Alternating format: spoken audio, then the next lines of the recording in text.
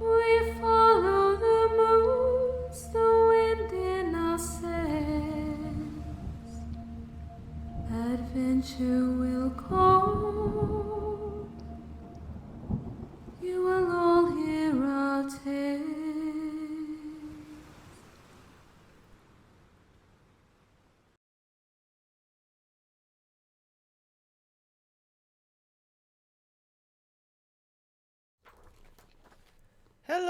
Hello, good evening folks, and welcome back to the channel for the first stream of the Chronicles of Iridica of the new year. Happy New Year, people. Now, you may be looking at this and thinking, what on earth is going on? Where is this man? This is not the Chronicles of Iridica table. Is someone drunk? Who knows? Yeah, unfortunately, we have started the new year with a very hefty dose of man flu on my part, and rather than getting everyone around the table so I can pass it on and share the love, we decided that we're going to do this session completely remote. So you may have to bear with us a little bit. Obviously, there are shortcomings to doing stuff by remote. Video quality is not going to be quite as good as normal.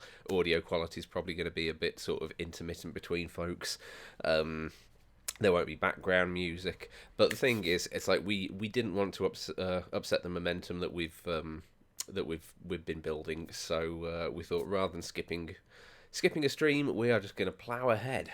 The other thing that you might be thinking is, what on earth? This is 6:30, not 7:30. This is not the starting time of my usual reputable journal of opinion.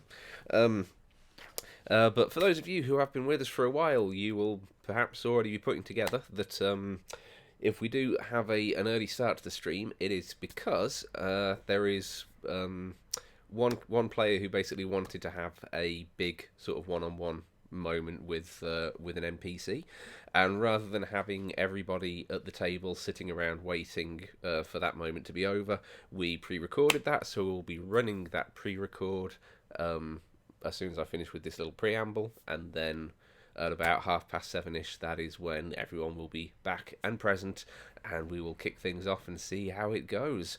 Rah! So before we get started, our usual love for all things Game Tea. If you are not already familiar with Game Tea are a UK-based small business that does an absolutely wonderful range of D&D products, accessories, not just D&D, other TTRPGs.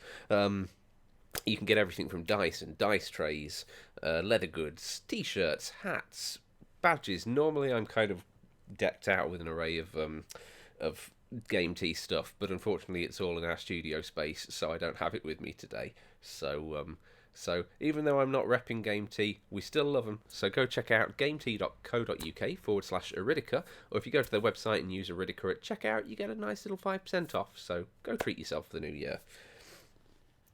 And of course, we also give our love to tabletopaudio.com for being the providers of our background music. As I said, there's not really going to be any background music during this stream, but they are still there for us all the time. There are intro music, there'll be our break music, so we're still giving them a shout out, tabletopaudio.com. And of course, if you enjoy the shenanigans and you want to keep up, please like, follow, subscribe, delete as appropriate. It all helps the channel, and it makes us feel all warm and fuzzy inside. So, before we dive on into the pre-record segment. Our last session recap. I will be rerunning this over when all the other players get to the table to give them a recap. But for you lovely folks at home, last session. So following the party's shared vision with the Archmage Alarian, Sparrow, Leftfield and Erebus assembled to discuss their plan of action. Leftfield mentioned Alarian's cult had infiltrated the highest levels of the Iron Bastion's leadership, prompting concern about their potential plans for military conquest of a reformed Silesium. As the meeting ended, the sound of breaking glass alerted the party to trouble on the Dawnside, and they arrived to find Captain Leon Turin slain in his cabin, with Vasama lying wounded a few feet away. While Aga and Sparrow made haste to the lodgings of the Crimson Eclipse assassin of the Shadow Splitter, Leftfield and Erebus investigated the murder scene, with the former having their suspicions raised against the Endeavour's own quartermaster.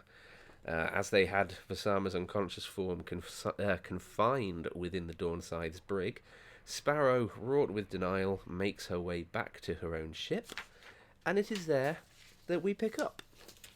So, like I say, this entire next section is a pre-record, and then once this is over, we will have everyone back at the table, and we will continue. So, here we go.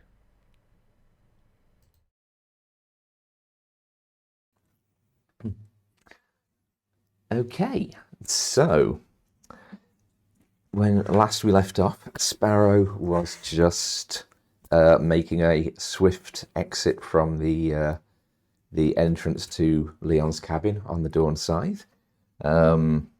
As you make your way back across the dockside, the sounds of sort of late morning activities carrying out across the city. What do you do, Sparrow? Sparrow is just like, if anyone sees her, they're probably going to move out of the way. Like, she is absolutely livid, and she is stomping her way back over to the Endeavour. Do I see Rahija at the helm? You see, given the sort of the way that the crew were remaining crew was roused by Leftfield, and then obviously Erebus came back to wrangle Azani's and whisk her over there. Everybody else is kind of on the top deck, not in a kind of rubbernecking, nosy way, more just a we're on alert because we're not quite sure what's going on. So Rahija, Felon, and Lexi are all present. Still no Flynn or Marin. Sparrow's going to step on the deck and look around. She's going to be like, Lexi, I need you to carry on with you have a task for today. I'd like that done by this evening, please. We'll do, Captain. Felon? Yes, Captain. They need booze on that ship now. Just whatever we've got, the best of it. Coffee, any food you've got, take it over. No one over there needs to be doing their dailies today. Okay, let's see what we can wrangle. We are substituting them for the rest of the day. It is not. They need someone to take over their. They need someone to look after them today. You just, you see to that. We'll do. Do you need anything, Captain? No. Right. And I just walk up to Rahija. Just say. Yeah, Felon just poodles back off to the galley. You have the ship. You have command. Captain Leon Turin has. Captain Leon Turin has been murdered this morning. Vasama was present. Azanis is dealing with it. I would like you to take command. Understood, Captain. I'm very sorry. Has Vasama been able to shed any light on? I was not present. I saw her there. It looks like she was attacked too. Azanis has dealt with it. yeah, questions you deal with Leftfield and Arnes from this moment. She needs to be. We need to talk to. You need to oversee talking to Visama. She's gonna, when she's recovered, we need to know what's happened. I'll see to it kept you. I'll be where I'll be. Yeah, I'll be in the cabin. You don't need to be doing anything at the moment. You just take the time you need, right? I just walk away. And I'm heading to my cabin. Okay. So as soon as I walk in, Sparrow is going to go to her desk, and she is just going to throw everything she can see on that desk, and she is just going to fling that onto the floor. And she's going, fuck.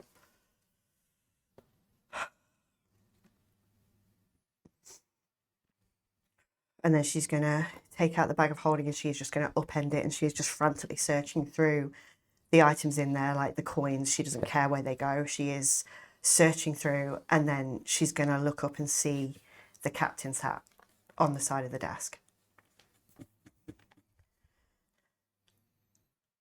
Nephestra. Roll a D100.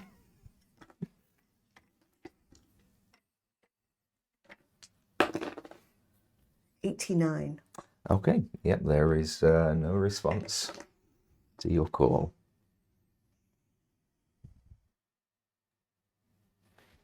She snatches the hat, and she is going to walk out of the captain's cabin and slam the door behind her, and she's going to ignore every single person on that deck. She does not give a shit who sees her, and she's going to go up and she's going to rip open Fallon's door.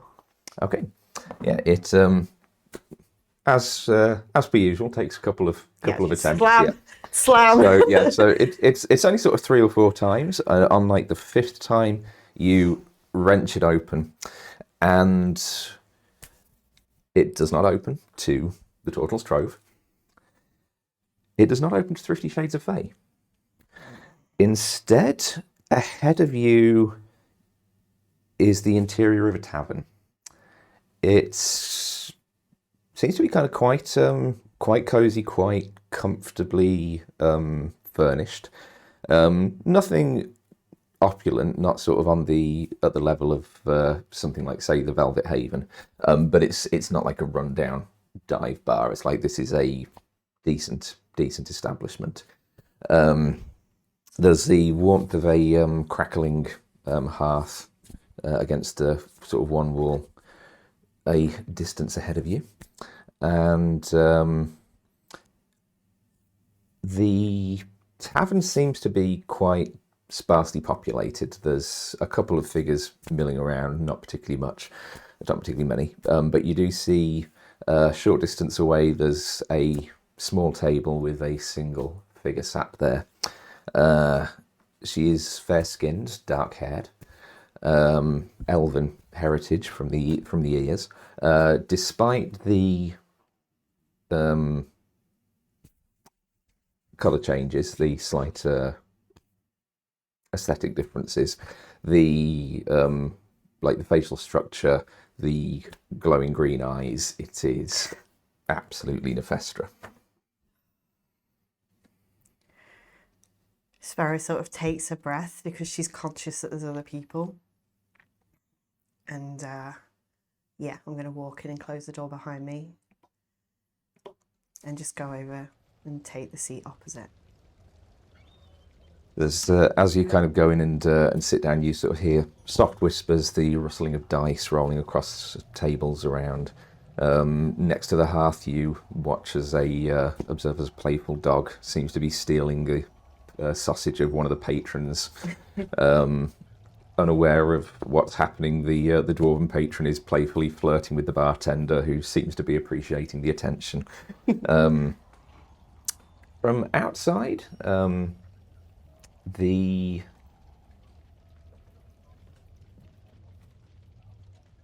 go. From outside the tavern, you can sort of hear the sounds of a large town or maybe a small city kind of waking up for the morning. There's sounds of carts being pushed around carrying wares. Not the particularly sort of raucous sound of a kind of later morning or early afternoon crowd. It seems that wherever this is, it's the early part of the day, which probably also accounts for the sparse populace of the tavern. As you sit down opposite Nefestra, she has already got 2 mugs of ale, and she just slides one over to you. Says, "You know what? You are going to wrench that poor man's door right off its hinges one day." Whose fault is that? I take a long gulp. This is different. I had a feeling you'd be in need of a drink. That's very gracious of you. I don't know if that disturbs me more. You know what I'm here to ask. I do, so why don't you go ahead and ask it? Oh, I spilt my ale on myself. Just one moment. Oh, I should have brought my prestidigitation with me today. Want a tissue? It's alright. I've got some here. Nefestra just snaps her fingers and a tissue just appears in her hand. There we go. I That's might need better. a few of them. We've been here before. Not nice surroundings as this, but is Leon? Is he truly dead? This time, I'm afraid he is.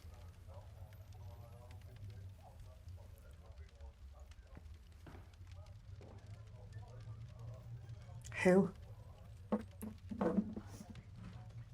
Who did it? Oh, a very talented assassin indeed.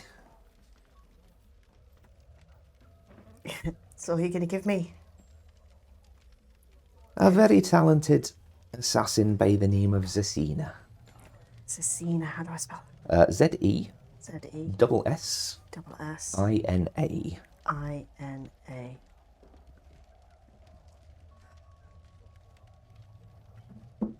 If I ask any questions about her, you're not gonna answer, are you? Well, that was not our deal. No, it was not. He sounded like he wanted. He sounded like he'd welcome it last time I spoke to him. Did he want to die? I don't know if he necessarily wanted to, but I don't think he particularly objected. Selfish bastard. Doesn't that come with the territory in your family? She drinks a little bit more. Would you Oh, return? that went down very nicely, I've got to say. Oh, another one wouldn't go amiss. Something stronger, maybe. If I know you, I don't have anything to offer to resurrect him. Would he even come back if I did? The soul has to be willing. Would he be willing?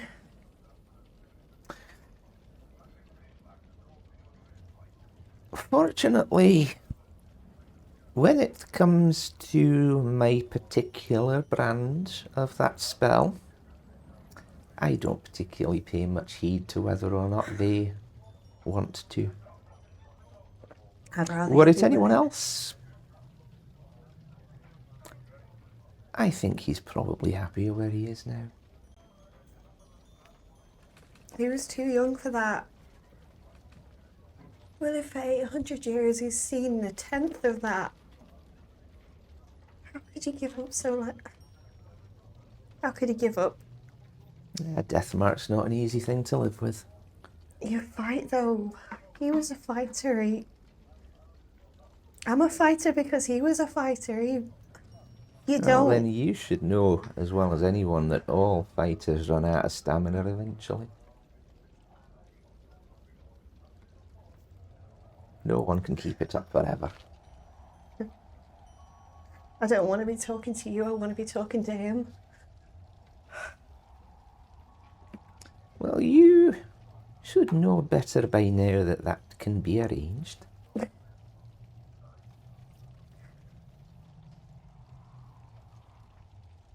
fuck it, fine. I've only got one thing to offer, and it's this fucking hat.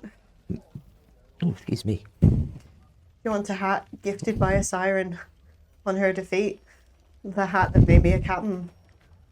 The hat that I've not used fucking once except on Leftfield, and it didn't even work on them. She picks up the hat and just sort of like holds it up for a moment, just kind of turns it over a couple of times. It's not particularly a pleasing design, is it? Depends how you wear it. It can be quite dashing on the right person. Not on me. She kind of turns it sort of lengthways and just... No. Not really my thing. But I'm sure I will find someone who can appreciate it. Deal accepted, deal done. Aye. So where is he? She, sort of, holding the hat still in her hand, she just kind of makes a some kind of somatic gesture, and it just kind of disappears. And she nods over towards the edge of the sort of main lounge area of the bar, where a sort of large pair of doors open up onto a balcony, which seems to be looking down across the city outside. Looking out the city itself, it seems to spread out a fair distance. It's certainly nowhere near on the scale of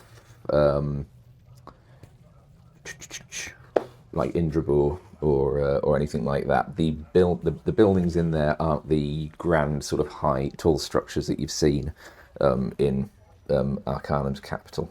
I would, however, like you to make a history check, please. Oh no. Yeah. Okay.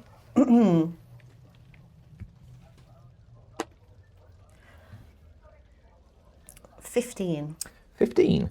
Yeah, I'd say with a 15, there is a hint of familiarity about the site outside. Whether or not you've ever been there in person is, I would say, up to you. Okay. Or perhaps, at the very least, just seen illustrations of it in books. But this is the co-capital city of the Coral Kingdoms. This is looking. The tavern looks out across a vista of Crownport. And there is a single figure on the balcony leaning over the railings. Looks like he's got a steaming mug of probably some kind of coffee, given the time of the morning, in hand. Yeah. Is it Leon? You turn back to Nefestra. She is no longer there. There is just a small hourglass of green sand just trickling down. Sparrow steps out up and next to the figure, and she's going to take the coffee off him and have it swing. As you approach, the figure that you see, he's looking a little bit underdressed compared to how you're normally used to seeing Leon. Again, it looks like he's probably just got up from a night spent in the tavern. He's just sort of wearing a kind of loose white shirt. His coat is just sort of folded over the back of an adjacent chair. He is clean shaven. His hair has a little less white in it. He looks like he's probably maybe like 10, 20 years younger than you've previously seen him. Do you still take the coffee off him? Actually, I think she stops and she looks at him because she's never seen him this young. I think this is similar to how you saw him when you were very young, sort of like It's his little 5, 6. Sparrow Yeah. looking up at her uncle. Yep. Yeah. Yeah, his hair's not quite as neatly groomed. It's a little bit longer. Like I say, there's a bit more black in it, a bit less white. He, as you kind of approach, he sort of turns and looks over and goes, "Morning, lass." Is it morning? I certainly hope so. I don't think I could go through another night like last night. Takes a swig from his coffee.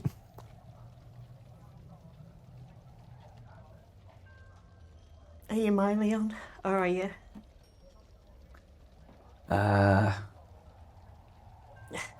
I'm certainly Leon. I'm not sure we've been acquainted, but if we have and I've forgotten, I do apologise. Very nice to see you.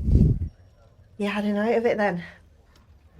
Me and my crew had a pretty decent last couple of days, and we just came by to, tie one on and all that. Well, I've just lost someone dear to me, so I'd like to hear a little bit about that, if that's all right. Take my mind off. Oh, I'm sorry. Could you care for something to ease that? I'll drink with you. Yeah, he turns around and gestures over to the bar, and a few moments later, the barkeep kind of comes over with a couple of glasses of something kind of quite strong smelling, presumably some kind of whiskey. Are you sure you should be drinking this? It looked like you had a night of it last night.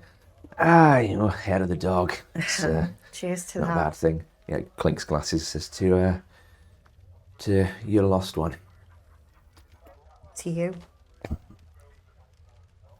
Night with your crew. Well, I was down here with my first mate.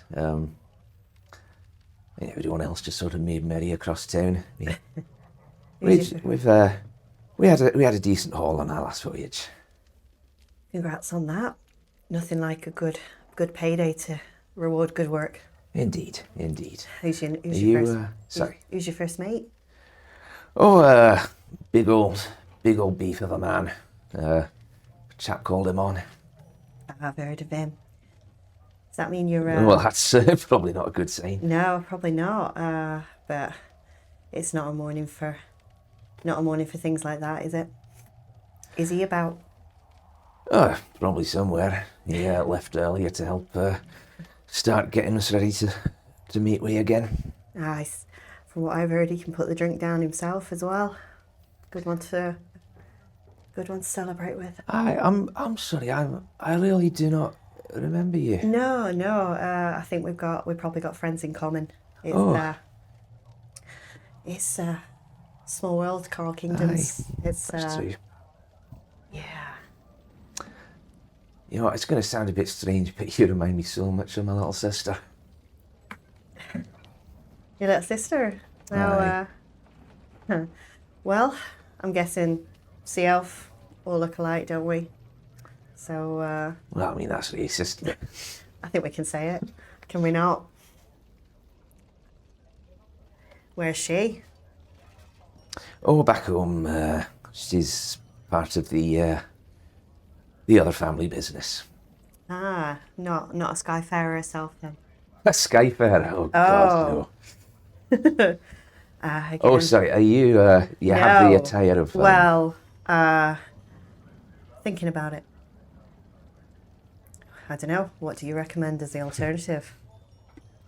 I wouldn't bother throwing in with that bunch of guild idiots. You're restrictive. You can't beat your own freedom. That's it. Freedom. It always comes down to that. My sister, she went. Sorry, my sister. She went in for the other family business. They do a lot of woodworking. I kind of went after my ma's family business. We're in sort of acquisitions. Oh, I see. Well, at least your profit's your own then. Not beholden to jobs and contracts. That must be nice. Oh, most definitely. Yeah. Freedom to celebrate, freedom to go where you like, when you like. I like the sound of that. I like that for you. You seem the sort that shouldn't be tied down. Well, I try not to be. So what brings you here? Now? A job? No, like I say, we just got into port. Decided to celebrate a good couple of days' work and, no rest for the wicked. There's no point in us milling around here longer than we need to. Not if you've got profit to make out there. Exactly. So Heard there's some decent prospects coming through this way in the next couple of days. Thought we'd go and check them out. Anything in particular? Not that I'm trying as a rival, I'm just seeking out a distraction at this point. Make a persuasion check.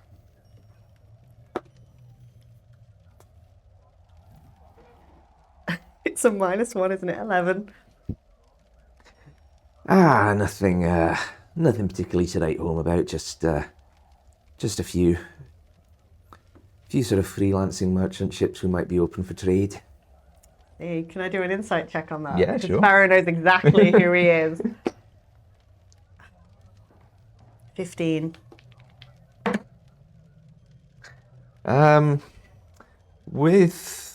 With Sparrow's knowledge of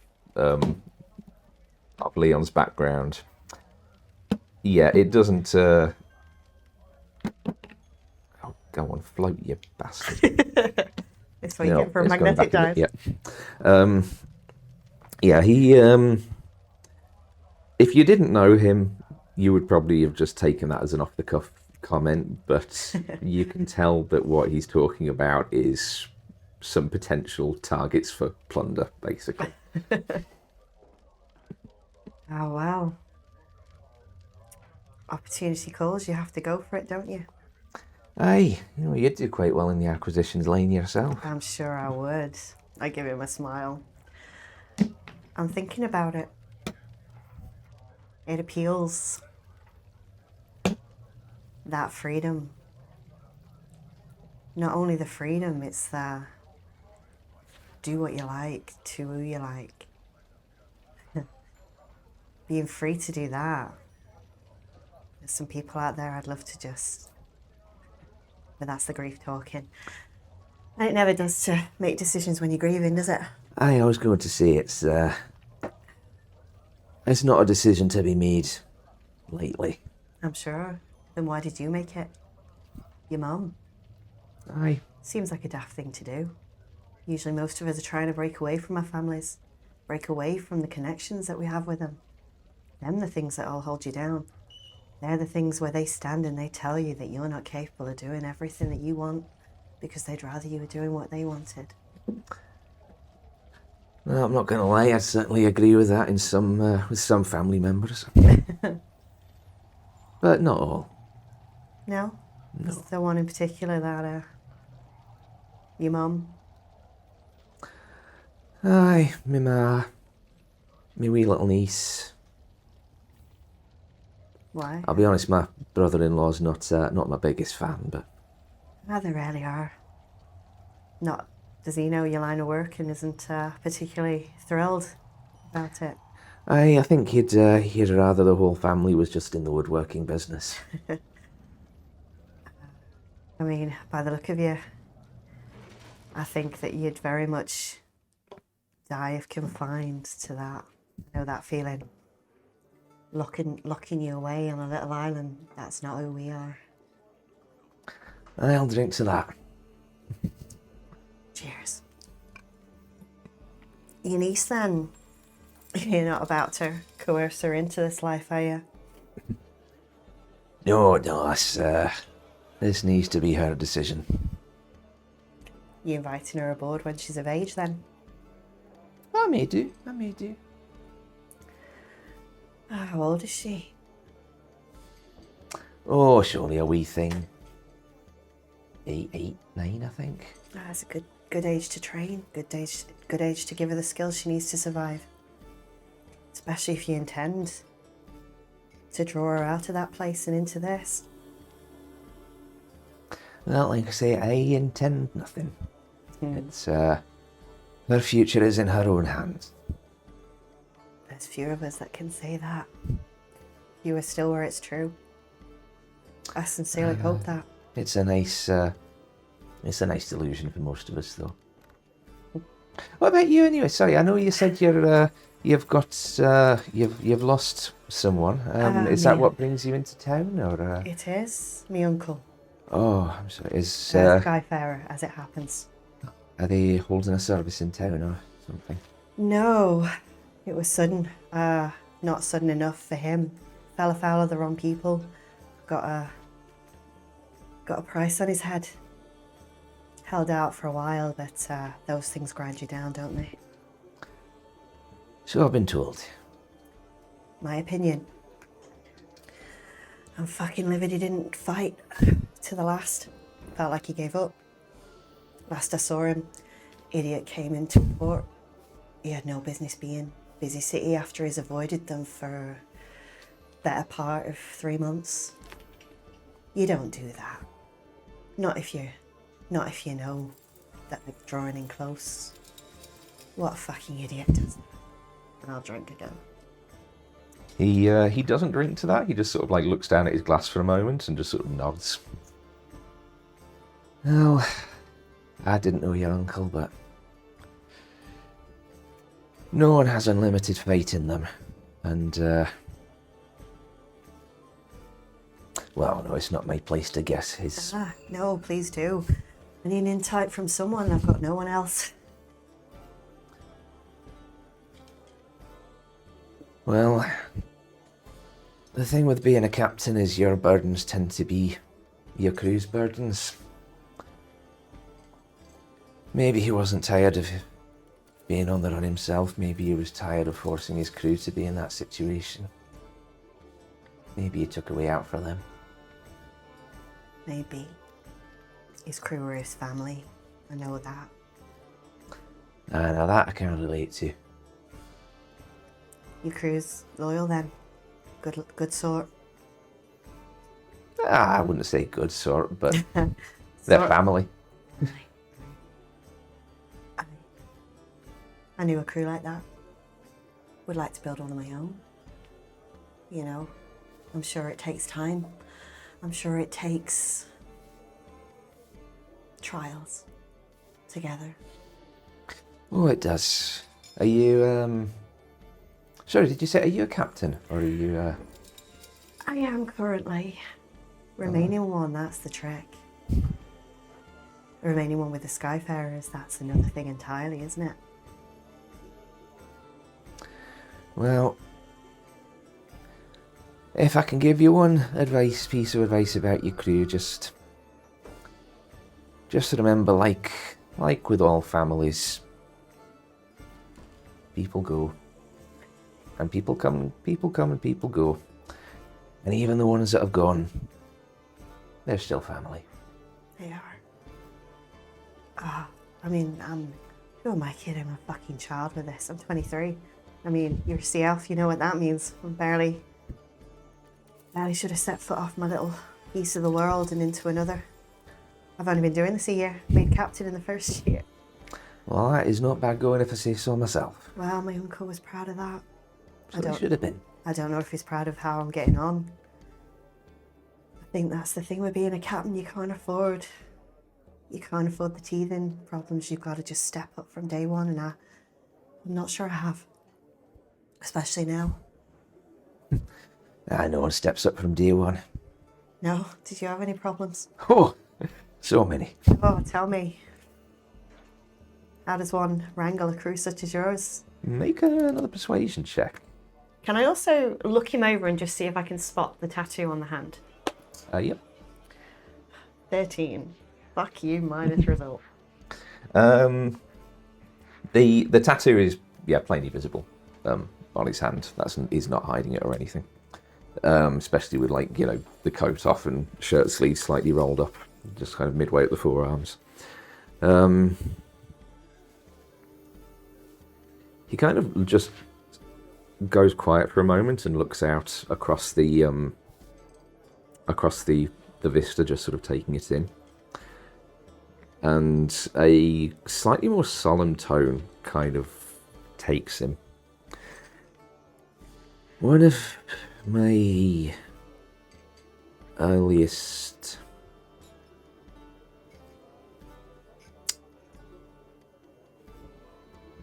provings, let's say, with my crew.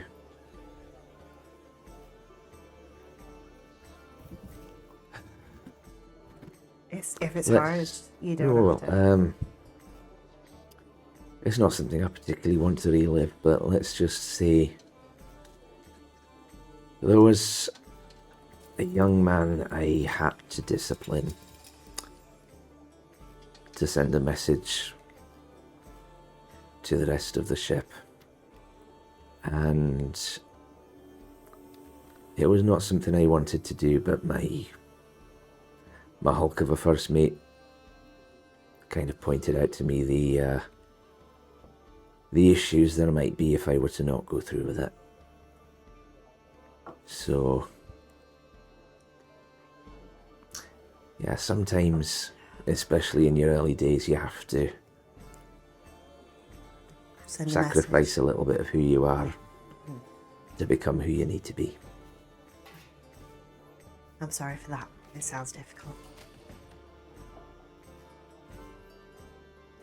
But you're here now, and it seems like you're successful, at least for the moment. For the moment. Future's never guaranteed in this line of work, but that's what makes it interesting. See, I always thought it was a given that you join, you aim to be a captain, you become a captain, and that's the end of it. You build your name in the clouds among the ships. I thought it was about being a hero. I didn't realise it was about surviving. Well, I wouldn't know anything about being a hero. What I can tell you is making your name is one thing, keeping it's another thing entirely. Oh, daily struggle. I don't know. Oh, someone left some pick and mix here. Oh my, I'll share that. Yeah, there's chocolate on this side, let's go for that. I don't know, I feel like there are a lot of things my uncle wouldn't have done if I wasn't around. It maybe means he would be out in the sky instead of spilling his guts across his deck.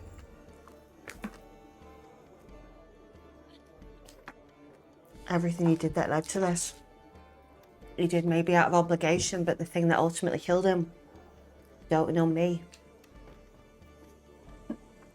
What kind of a man is stupid enough to give something pretty to his niece? That means someone's going to try and kill him. What kind of a niece doesn't get rid of that thing and let it go away? I could have stopped it. I could have died, but I could have stopped it.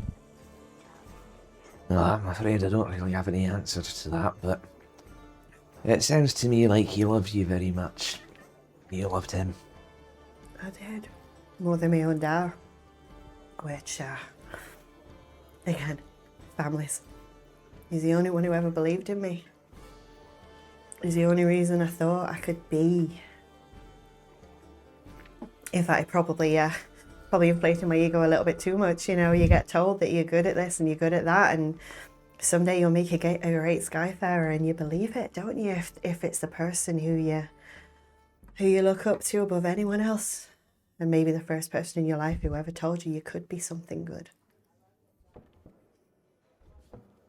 That kind of encouragement. Delusions of grandeur too young, perhaps, but he's still the only one who's ever been proud of me. God, your uncle sounds so much like my ma. Your ma's like that, is she? To you, did she do the same? You heard stories of her grand adventures, and she saw the same in you, maybe. Aye. It's nice, isn't it? When I think both of us were two free spirits, I think. I understand what that's like. Why is she not out here with you? Mother, son on a boat, perhaps? Co-captain. Oh, I don't think I could handle sailing under her command. No, she retired when she married my dad. It's a shame. Your dad didn't want to be part of that life, or wasn't already part of that life. Oh, I don't think he was particularly bothered. She just thought it was best for the family. I suppose that's one area we differ. She is a bit more responsible than I. captain too, by the sound of it. Oh yeah, she was a grand captain. I'd like to hear her stories. Maybe I will someday. What was she thinking? What are you doing then? She didn't want you to take the guild. I don't think it would have bothered her either way if I took the guild or not. Just not my Suit path. you. I will see. Times change, people change. You might find in your future that you feel different. I suppose it depends who you surround yourself with. What happens in the meantime. You and East, for example. You don't think maybe she'd like you around a bit more? Us Skyfarers, we rarely go home. Well, like I said, I'm not a Skyfarer. Alright, those of us who take to the sky then, we stay there far too long. Forget what it's like to have our feet on the ground. Forget what it's like to leave those behind who maybe need you. You're leaving her alone to become a woodworker when she's a free spirit like you? Poor lass. Maybe I should spend some more time back home. I'm sure she'd appreciate it at least, getting to see you. She got a birthday or something coming up? Oh god, I don't remember. When's your birthday? Day after the Tide Festival. Are you making me open my World Anvil page? I am. Come on, Uncle Leon, when's my birthday? How old am I, Uncle Leon? What's my mother's name? What's my mother's name? Sparrow, Sparrow, Sparrow, Sparrow.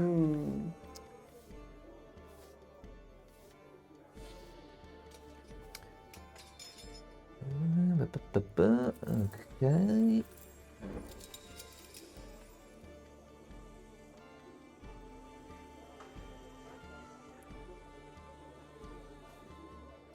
Like that sand type, that hourglass is just drifting away while he's there going like, oh, when was it? Yeah. Do you know what? I'm going to nip to the loo really quick if that's okay. Oh, Or have you found it? yeah.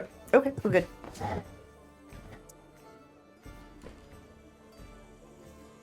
Not for another 4 months. Not enough time to head home. Oh yes, enough time to head home, but Enough time to get her a fucking amazing gift, perhaps. well, probably. It's just awful lot of things can happen in 4 months. They can. I don't know. 8 or 9. If you don't want to see her trapped, perhaps it's time to, I don't know, give her the gift of potential. I bet she steals your sword when she sees you. She tries. Yeah. Maybe give her some of her own. See if she's got the potential to use them.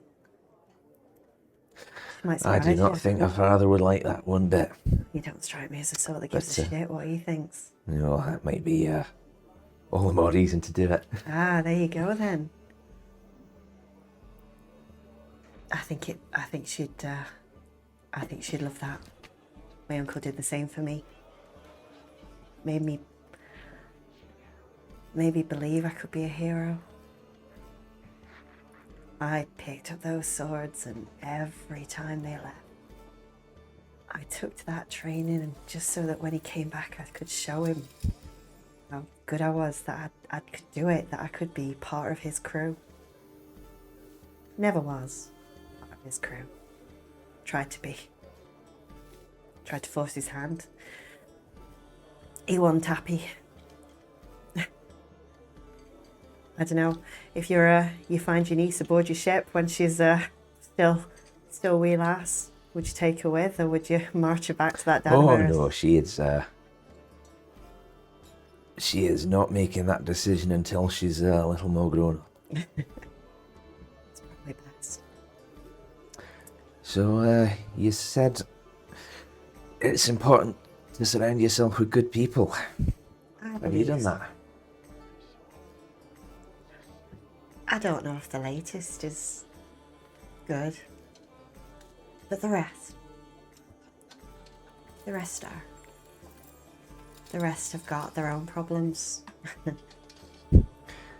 Now, people who don't have problems don't take to the skies and leave their homes behind. One's just been called a pirate from their homeland. I've already blocked out somewhere on the map we can't go.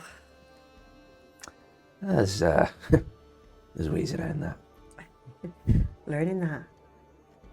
Another one. She's a beautiful lass. I mean, dances like a dream. She's a ship's doctor. Got the usual powers, cleric. She's not that much older than me, but she's the sort that you immediately trust, that she's got the motherly vibe. She can glare at you and you immediately feel like you want to stare at your feet and shuffle them around and say, sorry, Ma, I'll do better next time. But she's also got a bit of the map that's blocked out. So maybe I am a pirate already and I don't even know it, because my crew's certainly a colourful bunch, but there's one likes to hit milk harpies if he gets a chance. Oh yeah, you don't. He's my cook. God help me. That's an image that's never going to leave me. Oh, do you know what? If you ever met him, in fact, I'd introduce you if I could. You'd have liked him. But yeah, there's one lad who's he was hurt. Given a second chance. Did the worst of the worst, but he's trying to be loyal when all he knows of loyalty is pain and suffering and hurting other people to show your loyalty. And the new one knows mercy, maybe knows more of the world than I do. Killed my crew the day I met him. Tried to kill me. And now they're aboard and they're my fucking steward. What do you say to that? Well, like I say, crew is family. It's nothing if not complicated. I don't know, this one, it feels like whenever you have a conversation with them, it just feels like you've forgotten to say a safe word somewhere along the line, because fuck me. I don't know. I don't know if they're trying to seduce me or murder me at this stage. That's a bit of fun in its own right. Like I say, a bit of drama here, a little bit of drama there, but we've reached an accord on what we're trying to do for the world. Bit of pressure. But your line of work, I could just turn my ship around, head out into the world and make my way ship to ship, trade to trade, if as you say. Lose the crew I've got, gain another, but never have to think about any of it again. There's something appealing in that. But maybe I've got too much compassion for it. I don't know. I don't mean to insult you like that. You seem like you've got a good heart. At least Oh, I your don't family. worry. I've heard far worse insults in my time. You don't strike me as the kind. You think about the boy you disciplined. There's not many, forgive me for making the assumption, there's not many in your line that would think twice about that. Not many in your line that would agonise over doing it. You'd be surprised. Isn't that so? There is regardless of what some people in positions of authority might think, there's a very fine line between working in acquisitions and freedom.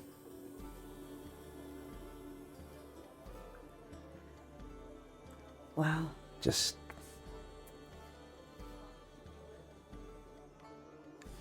those of us with a stronger moral compass are the rarity. So I would advise, if you ever came across such a vessel in your hopefully long and varied future career, It would be either say be prepared to fight or prepared to run the other way. Don't go in expecting pleasantries. Bit of professional advice. I'll take it. I'll take it for the sake of my crew, maybe not for my own. Lord knows self-preservation has never been something I'm good at. As my uncles would say, I'm headstrong. I like to throw myself in and see what happens. Poke the bear.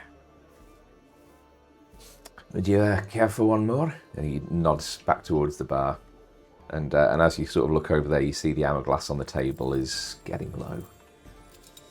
I don't think I've got the time. Your name? Are you willing to give it? Or I appreciate if not. We're passing through. Neither of us like to see each other again. Leon Virendra. Good to meet you. I'll keep the name close. And you?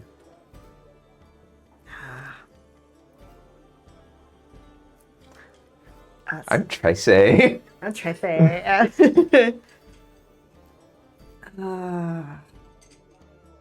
Evelyn. Nice to meet you, Evelyn. Nice to meet you, Leon. Do you behold to anyone, Leon?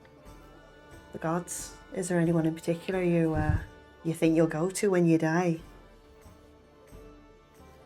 Bit of a direct question, but... Well, my uncle just died. It's on my mind. Yeah. He didn't really behold to anyone, so I don't know where he'll end up. It'd be nice to know. No, I've never really held true to any of them. When my time comes, I guess we'll just wait and see. Wow, Leon Virendra. I've no left to toast you with. I'll remedy that later today. You hear the front door to the tavern open up, and there's the sort of heavy creaking of floorboards as the sort of bulky grey-green skinned form of a very heavy-set, muscular orcish man, sort of thin grey hair, dressed in sort of dockside workers kind of garb, walks over. Excuse me, Captain. The Moonglider is ready to set sail. Well, I'm afraid that's my... Your first tutor. mate? Yes. Ah. Sorry, Emon, this is Evelyn. We've just been Pleasure. exchanging family stories. I appreciate the chat. I hope all goes well with your uncle's send-off. I'm sure it will. Thank you for taking the time. It's knowing you've got your wee niece looking out for you almost feels like talking to him. I appreciate it. Right, let's go, Em. And they both start making their way back towards the door. As they're about halfway back, and Leon turns and goes, "Oh, Captain, Aye. fair winds." Clear skies, Cap. And the two of them depart. Yeah, Sparrow watches them go. Even after the door's shut, she's staring them down. Yeah, sort of looking down at sort of over the balcony where you are. You see as the two of them sort of walk off, sort of head down a street, turn down an alley, disappear out of sight. As you're sort of staring out there, the morning's events are currently still kind of going on around the city. There's the smell of fresh baked bread starting to fill the air, and a kind of opulently dressed dragonborn man, red scaled, starts walking down the middle of the street, ringing a bell, calling out the town news. Such, "Hear ye, hear ye! This is the news of the morning, 12th of Sundara, 3163. Hear ye." And you would have it probably seared into your mind at this point that that is the day that the Dawn Scythe crosses paths with the Halfling's Luck. Halfling's Luck And- and Flynn. Yeah. And that's the day he stops being a pirate.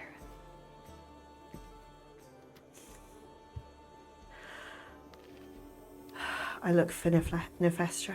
Yeah, you turn back and she's where the hourglass was at the table. She is now sat there again. Thank you. I know it was the deal, but thank you for that. A bargain is a bargain. Where is he? The god he's with. Do you know? I believe he was taken into the domain of Eris. He's in the eternal expanse. Well, you know, someday I'll be free of this. I'll be free of you. We'll agree to disagree on that. We'll see. You know better than I. I'm gonna be there with him. We're gonna sail that expanse together. Can you leave me be now? I've got an uncle to mourn. She lifts up her cup and just raises it, downs it, and as it slams back down on the table, you find yourself suddenly back in the surroundings of the captain's cabin on board the Twilight Endeavour. Sat at the desk is Azarnis. Sorry, Captain. Sorry, No, I didn't want to intrude. I you're not assumed intruding. that you'd. When I came back and Rahija said she saw you going into Thalon's, I assumed that you'd be returning at some point. I'm sorry, I didn't make a deal. Well, I did make a deal, but It's Captain. That is your prerogative at this time. I just felt it behooves me to let you know. Leftfield and Erebus took Basama down below deck on your uncle's ship. She seemed to be bound at the wrists. why? I I assumed you. I thought she was gone. I thought you'd healed her and she would be resting it off. Oh, I'm not fuck! sure. What are they doing? I do not know. I thought it would be best to inform you as soon as possible.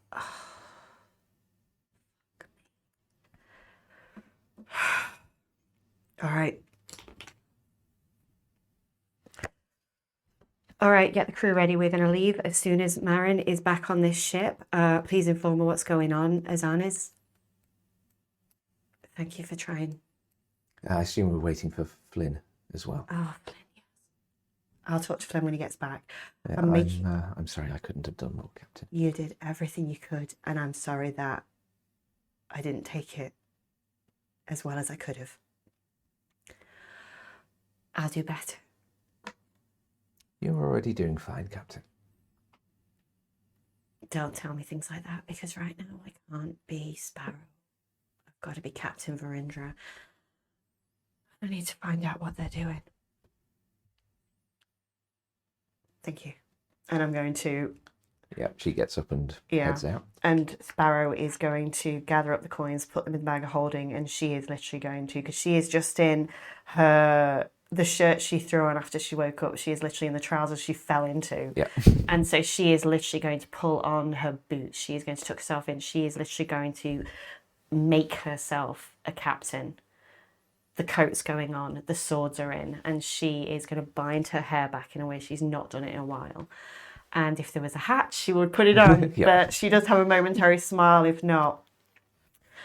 But she is going to go to her sketchbook and rip out a page that is just Leon.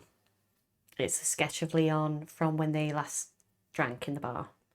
And she's going to fold it up and she's going to place it just beside her heart. And then she's going to go and deal with whatever the fuck those two are doing. Okay. And that's where we will head back to Erebus and Leftfield and whatever is going on with the armor.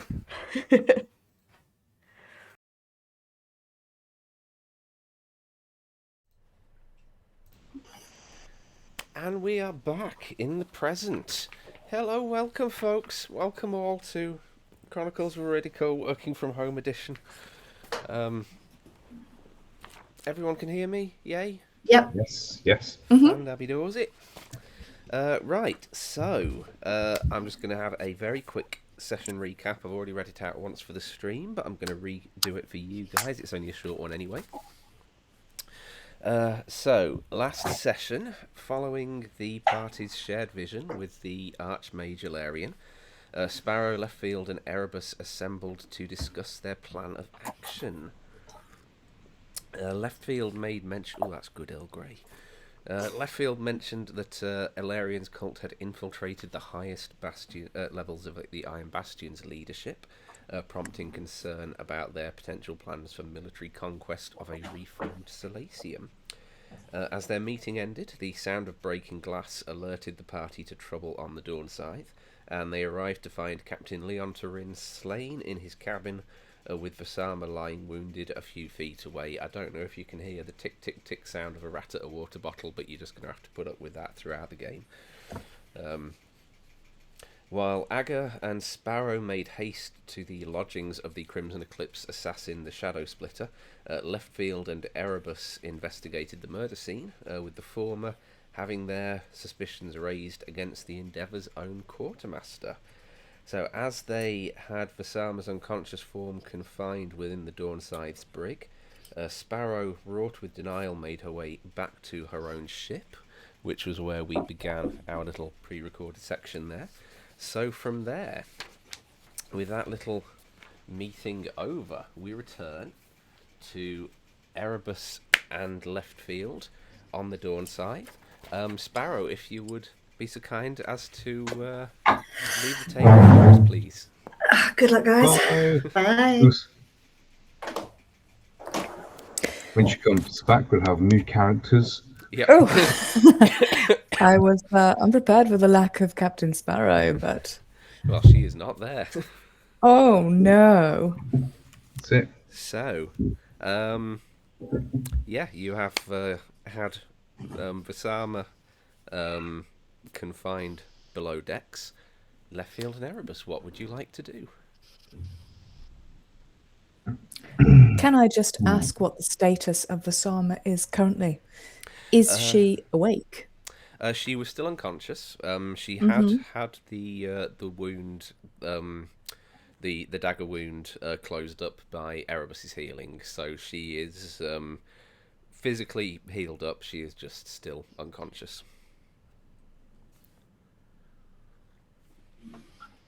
And Well, did we... Mr. Erebus, you know that this is, to me, not personal. It is more, shall we say, administrative. But I understand that Leon was close to you, and that Vasama represents your romantic interest, if there is a beating heart in that chest of yours.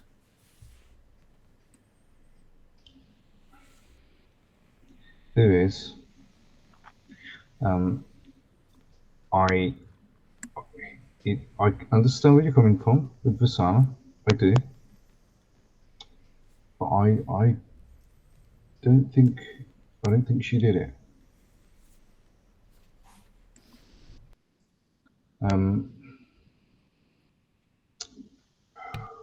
We can question her. I know we're going to question her. But should we inform the captain first of this situation? If my suspicions about Vasama are correct, and she has slain Leon, then she has slain the one the captain loves most. And I will kill her myself. Yes. Wouldn't be the first time to kill somebody I love. Well, Mr. Erebus, our goal is not to immediately slay the only source of information we may have about a larger threat. So I believe we should keep the captain at arm's length. Just for the next few moments while I undertake my work. However, If you harm her in insist any that way, then that harm will be reflected back onto you. Oh, really, Mr. Erebus, you are quite the character. You must realize your threats mean nothing to me. And They by usually the mean way, nothing to somebody who's already dead. yes, indeed, I know your work. But the fact is, Mr. Erebus, you continue to threaten me. I will not respond, but I will only say this. Accidents happen in the sky. And then you best be very careful.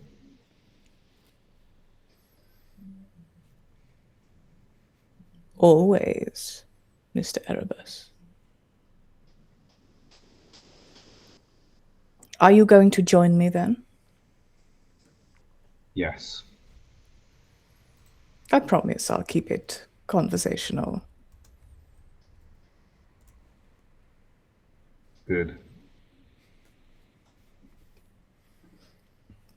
I think we're going to proceed to the brig. Okay.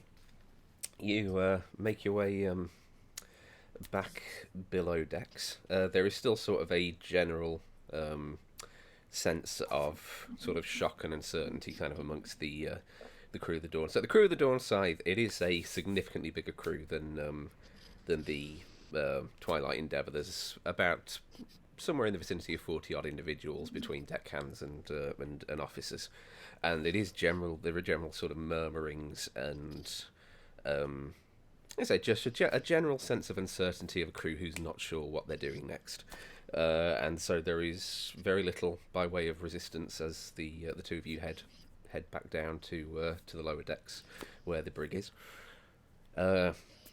As you enter, Vasama seems to be sort of just regaining consciousness. Her hands are currently bound behind her back, and she just seems to be sort of struggling against them, the restraints as you both walk in. She looks up as you both enter. Erebus, Leftfield, what's going on? Hold on, and I'll turn to Leftfield and say, a moment alone with her.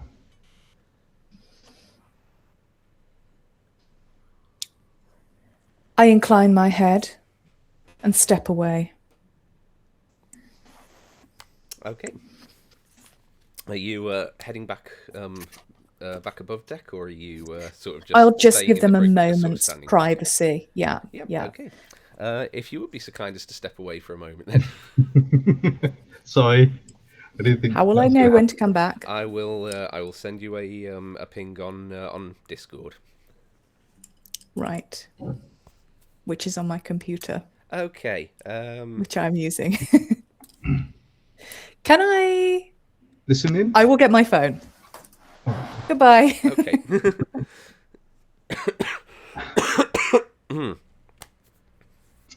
Okay. As Leftfield departs, it is just the two of you left behind. I wasn't planning on that actually. I thought she was just gonna. Leftfield was just gonna hang about outside, but okay. Yeah, I'll approach Vasama. I'll kind of kneel down in front of her. Be like, right, Vasama, I need you to tell me everything that happened when you was in the cabin with Leon.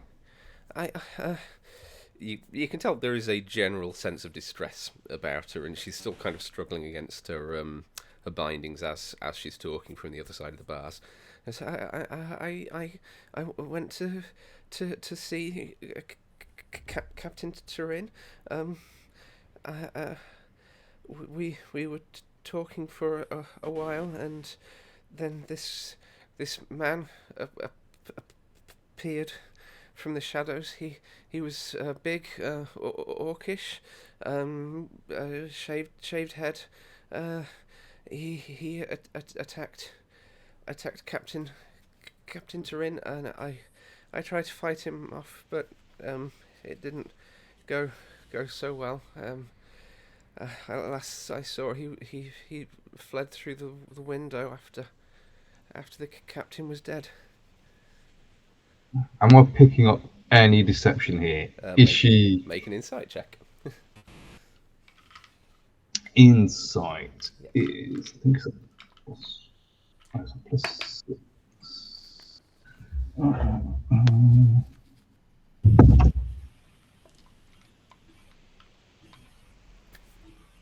It's 15. 15. You're not picking up anything. Anything from her, whether it's just sort of the panic in the voice or what. There doesn't seem to be any attempt to deceive. Oh, excuse me, behind what she's saying. And does this description match Shadow Splitter? It does, yes.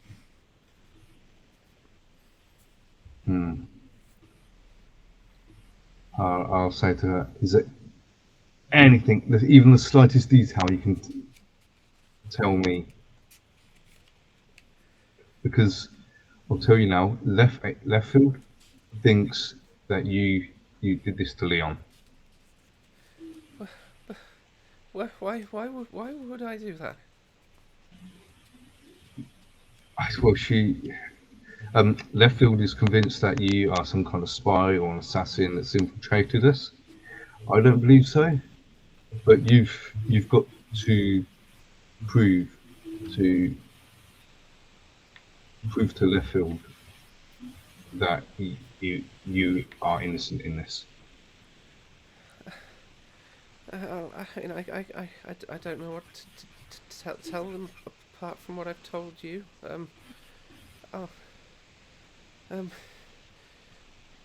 Erebus, please get the captain.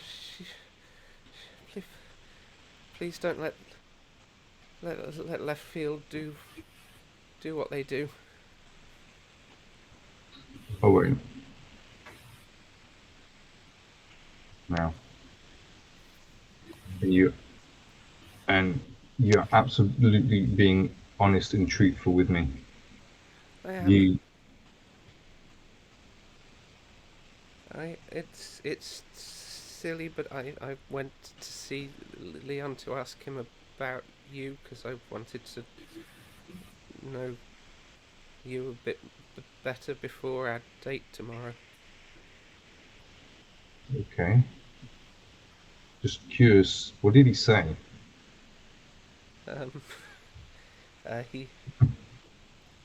He said you're a difficult person to get to know. That's fair. Yeah.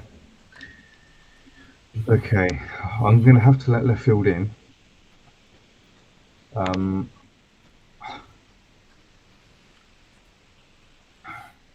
They have said they will not do anything, but they will ask you some questions. I will be here. I will make sure Leftfield doesn't do anything. But you have to convince them that you are a victim in this as well. So you have to be honest. I will. Because I will tell you what I told Leftfield. If I believe you, but if you are lying to me and you did kill Leon, I will kill you myself. But I don't think I will need to at all. I believe in your innocence. Now I'm going to let Leftfield in. Okay, I'm just Okay. messaging that she can return. Oh, excuse me. Are you ready for this, Osama? No. Then I will I'll just nod to Sama and then open the door to Leftfield. Okay. Leftfield, you re-enter. Vasama is just sort of like kneeling down in front of the bars now, hands still behind her back. Seems to have just be on the kind of closing end of a conversation with Erebus as you re-enter. What will you be doing? Have you finished your little conversation, my two lovebirds? Yes. Then I have a question for Vasama. Why were you with Captain Leon for 1 hour before his death? I knew that he had a history with Erebus, so I wanted to ask him some questions about him. We were supposed to be going on a date this afternoon. I just look at her with ice in my eyes and the blank expression, neutral. Yeah.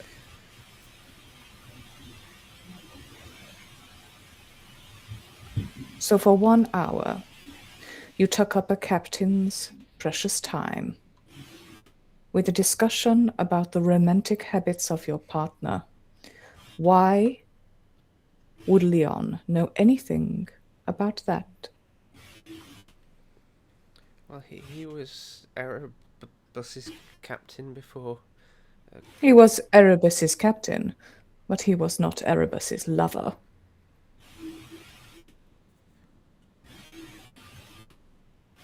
No, but I thought he might have some insight into Erebus's personality. Personality? Does he have one? I think he's quite a good man if you get to know him. Oh, you see, that was your first mistake. Pretending to be captivated by the charisma of Mr. Erebus.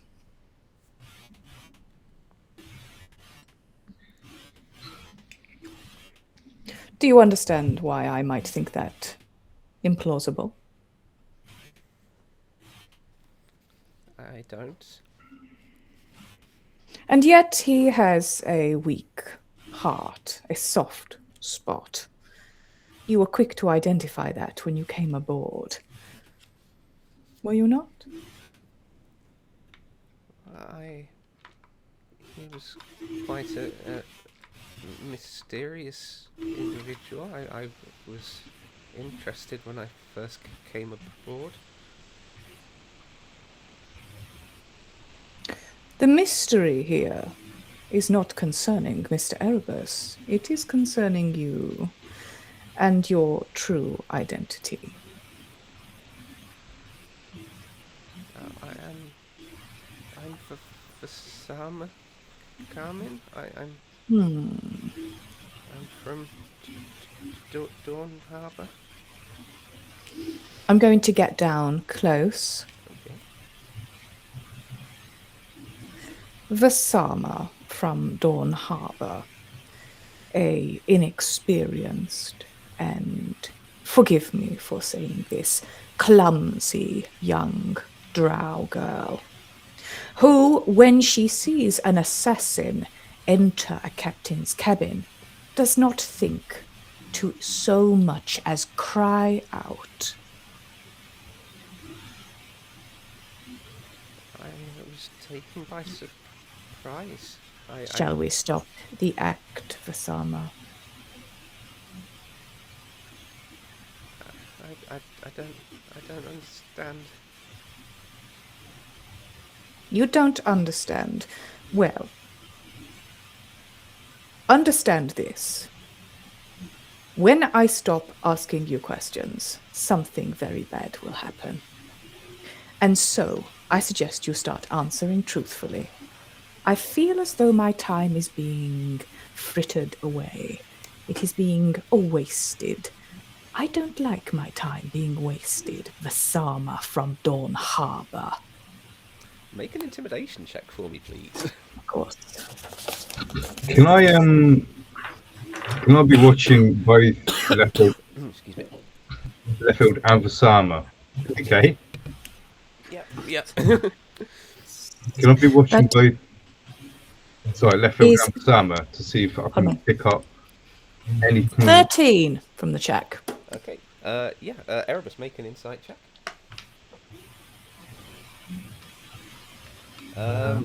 With the 13, she kind of glances back and forth, sort of between yourself, Leftfield, and Erebus. There is a sort of general look of fear in her eyes, but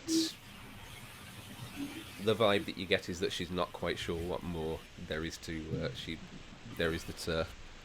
that she can say. 18. 18.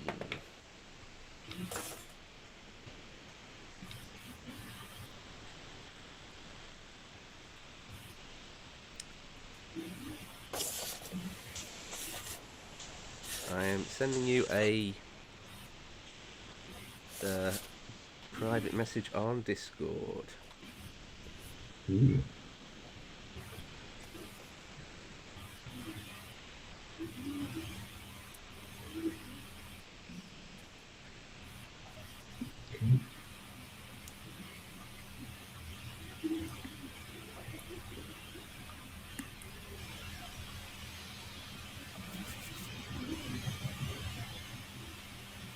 Yeah, for everyone at home, do apologise if the stream gets a little bit sort of disjointed. But with us all being remote, this is the best way of sending whispers to people. So bear with us. And what I would like to do also, DM, Yep. is during that last speech, I would like to attempt to activate my Words of Terror ability, which is going to need a wisdom saving throw. We're looking for a DC of 14. Okay. Or Vasama is going to be frightened. 14. That is a 16 on the dice with a +0 modifier. Mm-hmm. Is there any effect if she succeeds a saving throw? Or is it only if she fails? Okay. She turns to you, Erebus. She goes, Erebus, please get the captain. She'll understand, please. I'll get Captain Sparrow soon. I'm not leaving you here on your own with Leftfield. Who is your loyalty to, Mr. Erebus? On whose instruction were you working, Vasama? Or was this your own initiative? I work for the Skyfarers Guild. Then please allow me to loosen your mind if you will not loosen your tongue. What is your name? And I'm going to cast Detect Thoughts as I utter those words. Okay. Are you just going surface level for the moment, or are you going any For the deeper? moment, yeah, for the moment. Okay.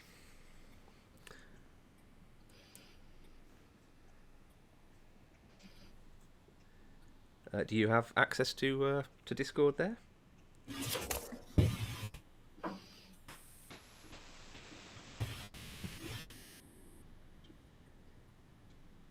I do. Okay. She looks at you. She looks back at Erebus again. She looks back to you again. Leftfield. She goes, "My name is Vasama. Vasama. We've been on the the ship. Well, I mean, you've only been here a couple of days, but you've met me already.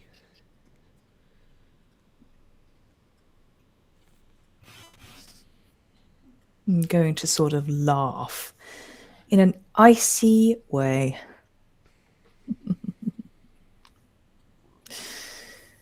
The next stage of any interrogation of this form, Zesina, is not conversation. A fact I'm sure you are acquainted with. You know my skill. Don't force me to demonstrate it. I'm gonna, 'cause I imagine I'm beside Vasama, with Vasama on my left side.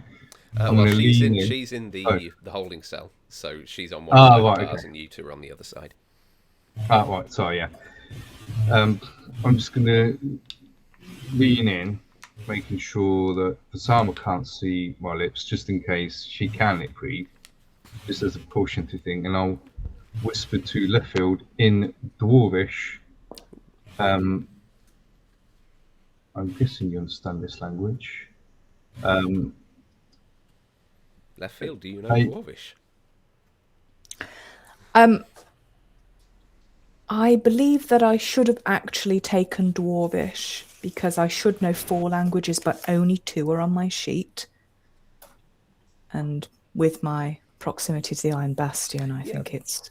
Yeah, I was going to say it's Yeah. got a heavy dwarven population, so it would absolutely make sense. Yeah. Okay, That's, yeah, sorry. that's what I was saying in Dwarvish. Yeah, continue. Good, clever. Remember to play nice, at least for now. As I'll whisper to you in Dwarvish, and then I'll step back.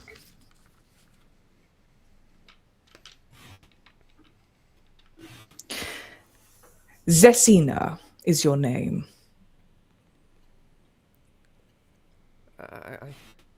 My name is Vasama. I am growing impatient with you, Zesina. You are a very, very skilled assassin. This Vasama persona that you have taken so skillfully is now at the end of its life. It has expired. Its usefulness is gone. The story is coming apart at the very seams. And you have a decision to make. Don't you? Would I recognise the name Cecina? Cecina? I wouldn't say so. It's not a massively uncommon name. So it's a name that you might have heard in passing, in the same as you might have heard someone called Jerry. But it's just a first name on its own doesn't particularly flag any. Perhaps for the benefit of your sweetheart, I will explain once again what happened in the cabin. You went in. You saw Captain Leon. There was a discussion. I do not know the nature of it, but I can guess. Then, at the end of the hour, you delivered the fatal blow. The captain did not resist. Perhaps you took him off guard. Then you struck yourself. Not deeply, but not superficially either. A blow that one might mistake as being nearly deadly. An assassin. It would have been clean work. But the stool that you threw from the captain's window, well, it left, shall we say, a aperture not big enough for an assassin to escape from. But really, Zesina, it is the fact that you did not cry out that makes me... that confirms my suspicion. And now you will accept that I have caught you. Erebus, please. Please get the captain. Please. If he goes to the captain, then the captain will come here. I will inform her of what has happened, and she will end your life summarily. Or perhaps I'll choose to inform Aga, the barbarian. I'm sure she would like to chop you into pieces. Some large, some small. Or you could perhaps spend some time with me in private if Erebus goes to fetch Captain Sparrow. And you would be very surprised at how many pieces of standard ship's equipment can become very persuasive when used incorrectly.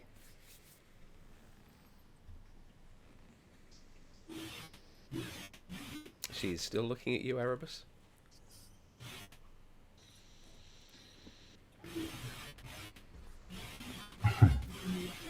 I'll hold it back. You've got to give us something else to go on, other than the shadow splitter you said that came in. Lieutenant Leftfield, I'll say, the conversation we had before you came in, she told me that shadow splitter, or somebody matching shadow splitter's appearance, came in and did this to her and Leon. Yes, Shadow Splitter does provide the almost perfect alibi, doesn't he? I must admit, Zesina, that I probably would have chosen to blame it on him too. Somewhat reluctantly. I think he was a decent sort of fellow. What did you do with him? Kill him? Dispose of him? Throw his body into the abyss? I tried to fight him off, but he was too strong. No, I mean before your supposed encounter in the cabin. I mean when he was resting in the small hovel of a hotel that I arranged for him. Did you poison him? Slit his throat?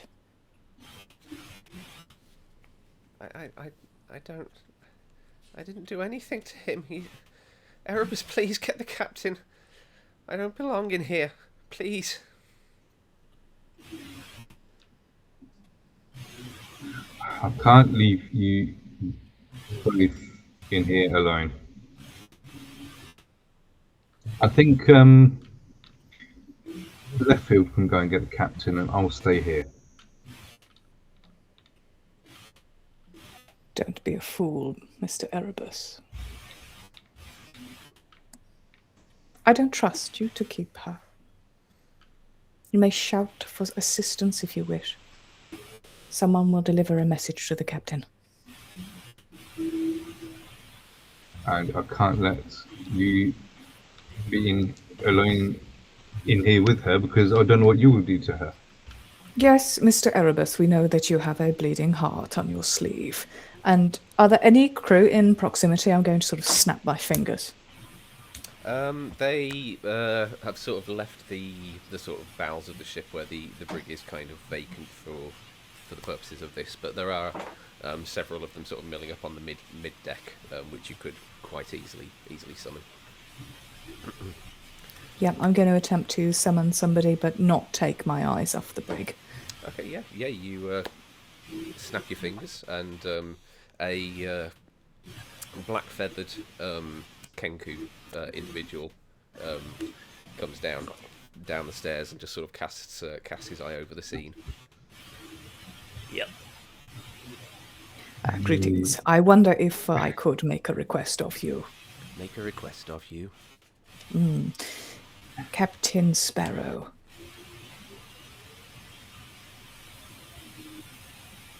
We would like to see her.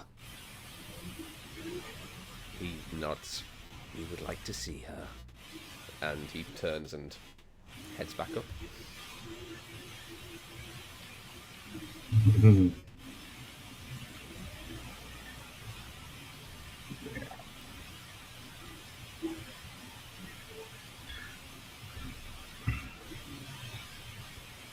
Mr. Erebus, will you insist on defending this woman all night?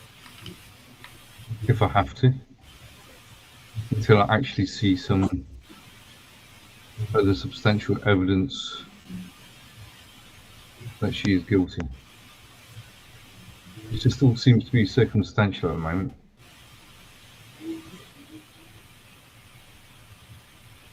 I'm going to slowly draw something out of my pocket. I have some of this. It's very good for the nerves, and you've been through a shock. And I'm going to cast Sleep on Erebus. Ooh! Oh, Oh my lord! Sorry. Not gonna lie, this could potentially be the greatest moment in the entire campaign so far. Oh, I love it. I'm guessing I've got to Roll 5d8s. I actually don't have 5d8s here. Hold on, I'm going to Google that.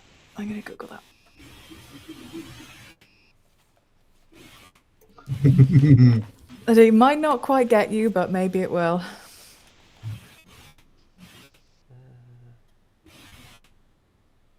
I'm not sure because you have to get. It has to be more than my total HP, isn't it? It does, Thing. yeah. 5d8 was it? Yeah. Yeah. 26. Unless probably you won't. upcast it. Which adds an extra. Yeah, that is only level 1, actually. Which adds an extra 2d8 for every slot above the first. Every spell level above the first level. Oh. Okay, we'll go for level 2. Okay, so that is 7d8 then. 41. Erebus, what is your current hit points? 55. Oh. Oh. Just go to sleep, Erebus. Maybe we should have let the Sama wear me out, you know.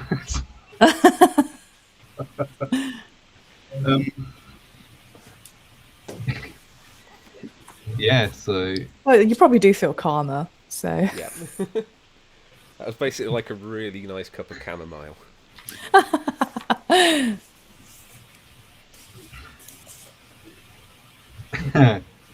So you've just done that, and okay. Does it? I'm guessing it doesn't actually reduce my actual HP though. No, does it? no. It No. just had to be, yeah.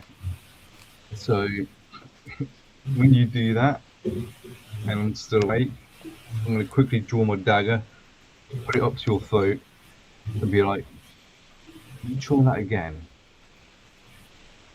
and there'll be another death on this ship." Don't you understand I'm your ally? And this is exactly what she wants.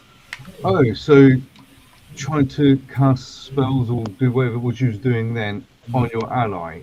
To spare That's what you you- the pain of seeing what comes next, fool. Oh, that I could deal with. But I want to make sure she's innocent first. Isn't that what I'm doing? I'm not sure, really. You might just be getting a kick out of this. I'm making sure that she is guilty.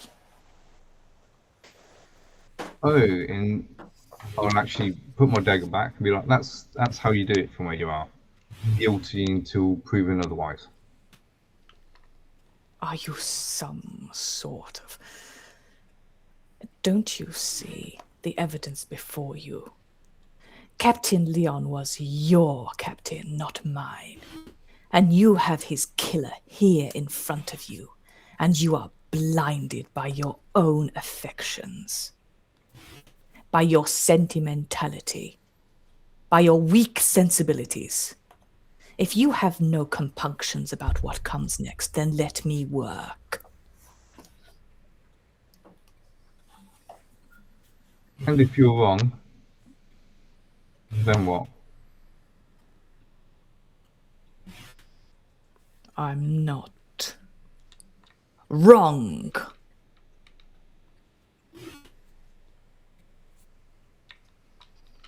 But what if you are?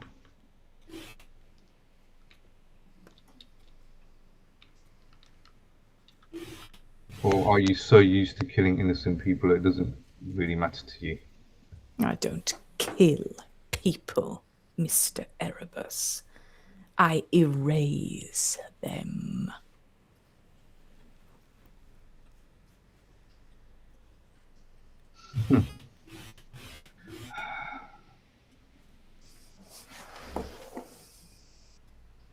Yeah. I'm going to wait for the captain at this point. I'm disgusted at Erebus.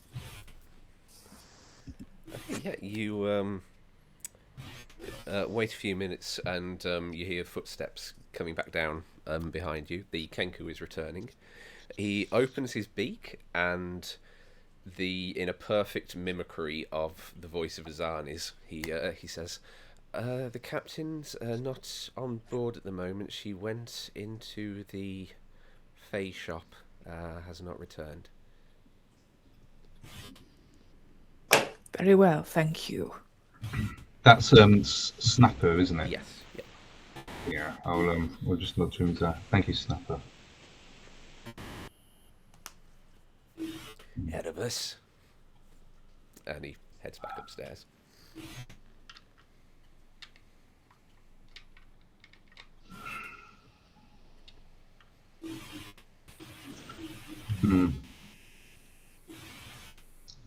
So what do you suppose we do now then, Leftfield?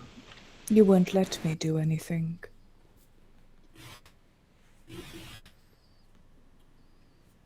Why don't you walk away? I'm going to cast suggestion on him. Oh, yes. Oh, I'm so sorry. I'm just coming at you tonight, but That is fine. As the player, I'm loving. I think it's brilliant. Wisdom save, is that the suggestion? yeah, it's 14 that we're looking for. I rolled 14 on the dice.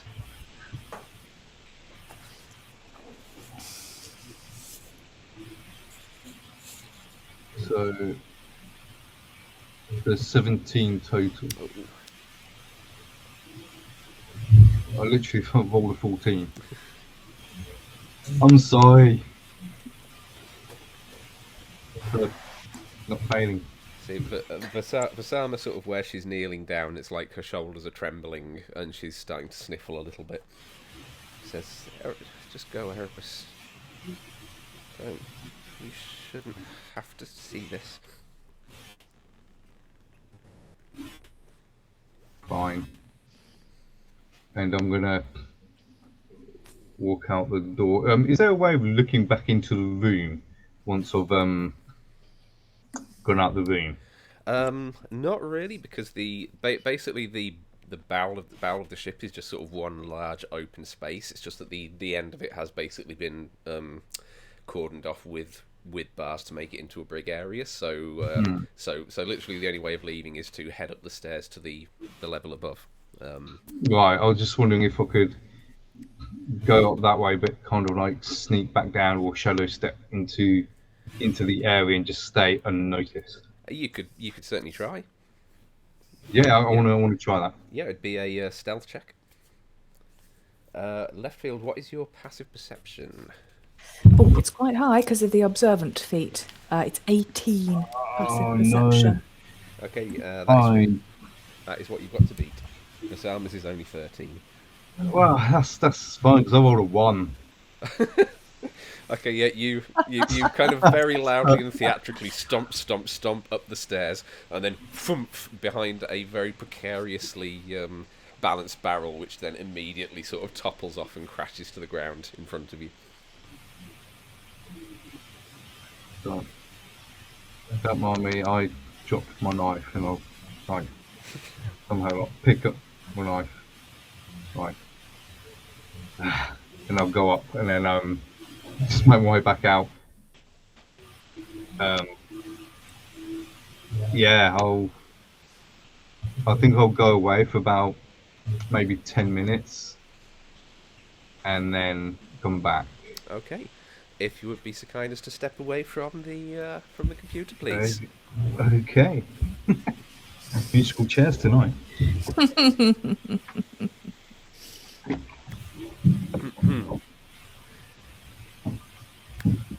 Okay, Leftfield, as Erebus exits for the second time. You seem keen to speak to me alone, Cecina. The trembling, as Erebus leaves, like the trembling in the shoulders just ceases. Her entire kind of posture just seems to straighten up, become less kind of hunched over and more confident. And her hands, which were bound behind her back, she just sort of pulls them out and just places them against the bars as she pulls herself to her feet. Well, let us say a courtesy from one professional to another, shall we, Operative Leftfield? Very good work. Very clean work. I was almost sorry to reveal it. Evidently not clean enough. Not quite. You were terribly unlucky that the chair that you threw did not make a larger aperture. Otherwise it may indeed have, well, fooled even me. There was a poor selection of loose furnishings in Captain Turin's cabin. I had to make do with what I had. I assume you have not done this on your own initiative. That there is a hand pulling the strings? There is a client, if that is what you mean, but I am what you would call a freelancer. Unlike our dear Erebus and his little barbaric group, I answer to no one above myself. And why should you? With your level of skill, you must command quite the price. I would say that I am accustomed to a lifestyle somewhat different to the one that this job has forced me into, yes. And yet I think you must have, even at the very last with Captain Leon, applied both grace and surgical precision. He did not cry out either. He did not. Perhaps you would like to explain why. It will cost you nothing. Make a persuasion check.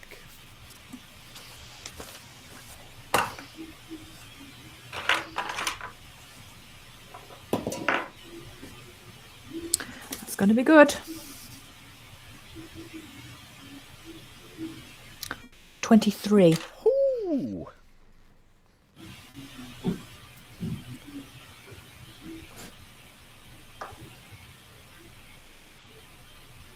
I like to be precise in my work. I am not one to make an unnecessary mess. I am not one to let my quarry suffer. However, neither of these are the reason why Captain Turin did not cry out. He remained stoic and silent until the end because he knew it was coming. We spoke at great length, and he agreed to let me free him from the threat of the Crimson Eclipse and to free his crew from life on the run. When last I spoke to Captain Leon, he seemed consumed by this burden. It is interesting that you delivered this particular brand of mercy to him. This job has frankly gone on for longer than I originally expected. And in the time spent with our dear captain, she has told me many stories of her uncle, and while I had not met him before yesterday, I had grown quite fond of his almost legendary status. I felt it was respectful to offer him the choice. I was on the verge, to be honest, of giving the job up altogether. You know what they say, don't get attached to your targets. I'm sure the same applies for you as it does for me. A rational piece of advice, Cecina.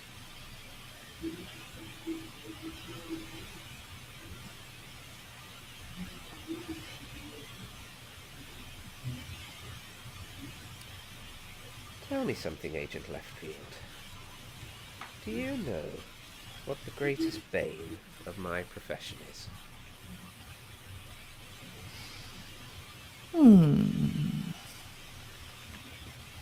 Well, it could not be a shortage of clients. There is always room for wet work in our industry. Nor could it be a shortage of finances. You've said the lifestyle that you live is quite splendid. When you are not, of course, adopting the identity of Vasama. The greatest bane of an assassin's life, if you were asking me, would be a certain weakness that one harbors in one's heart. One can grow soft. Has that happened to you, Cecina? She looks thoughtful for a moment. She says, that is actually a very good answer, Operative Leftfield. But not the one I had in mind. The greatest bane I have found, clerics. Holy people of the highest order. Those who possess the rare gift of returning those from beyond the grave. Clients are rarely willing to pay when news reaches them that their mark is still alive and well. How much do you know about such magics? Revivication, resurrection, and the like? I'm afraid that my own training and background is not concerned with such things.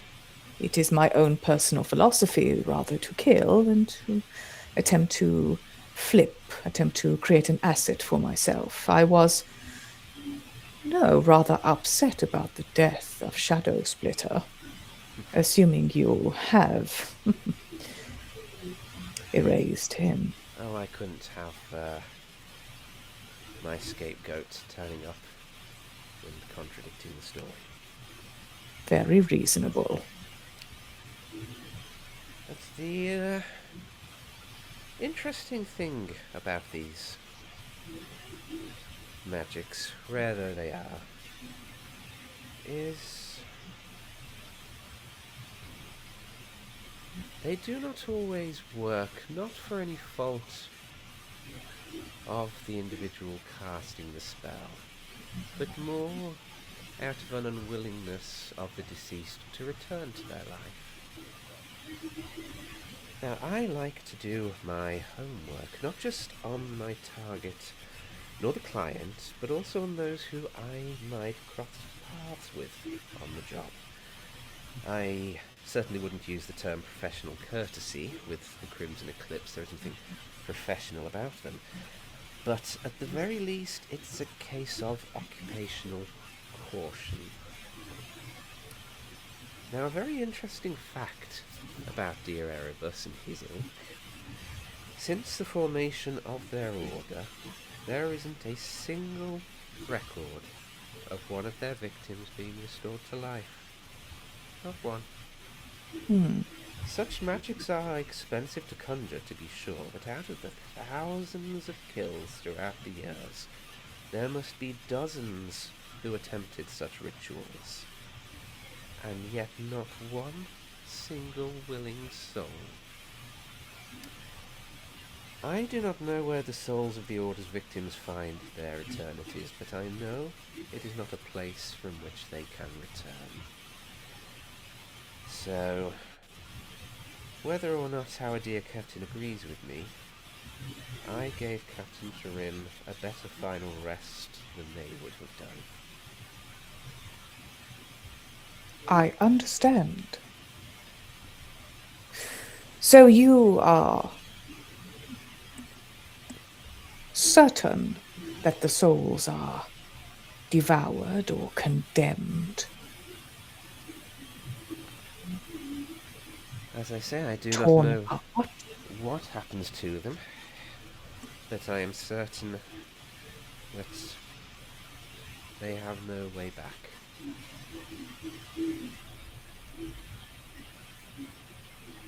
That is very interesting, Zesina. You truly are a compelling conversationalist. As are you, If the Leftfield. situation was not different, I would consider you a most valuable asset indeed. However, you have been caught. What happens next?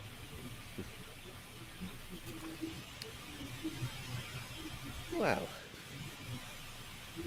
I would certainly not find it amiss if you were to let me go on my way. You go on yours? And yet I do not believe we can undertake the same trick as before. I have another suggestion. Are you willing to hear it? I am.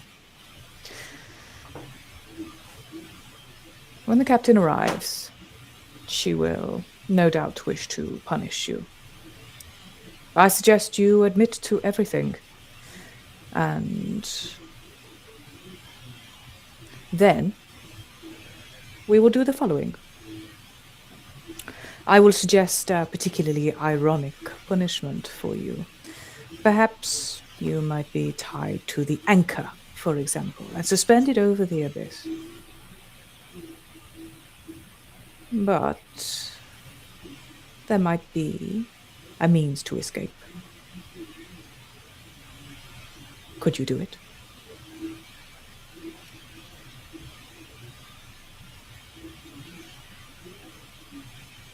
I don't doubt that I would have the skills to get out of such a situation, but if the Endeavour has already set sail, then I would have where to escape to until you made landfall. No, so there is no ally that could come and pick you up from underneath the swaying anchor then. You are alone. As I said, I am a freelancer. But you must have prepared for this eventuality. Oh, I have.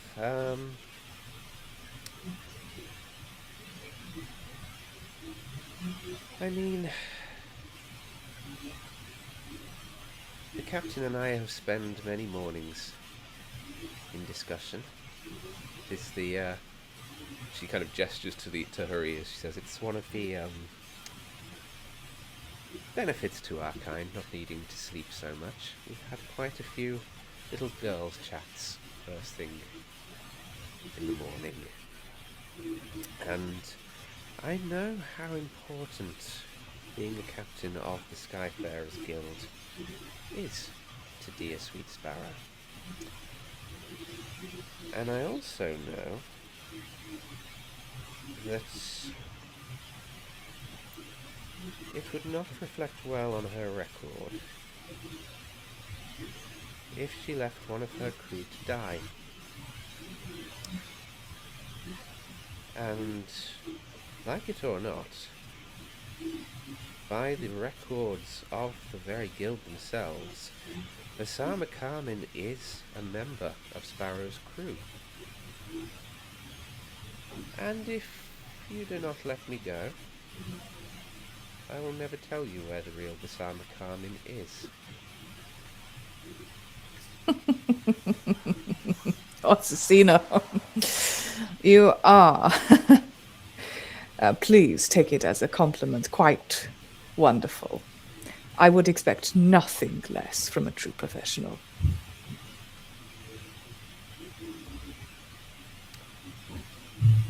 Believe me, I have no desire to let the young girl die. Unlike certain orders, I do not believe in collateral damage, but I do believe in self-preservation.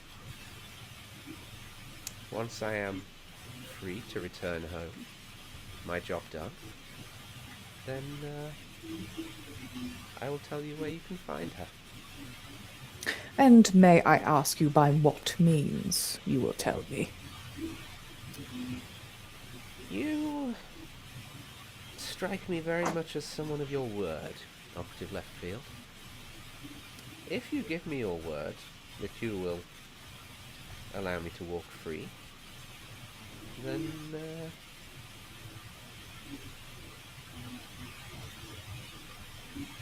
I will so quite simply tell you.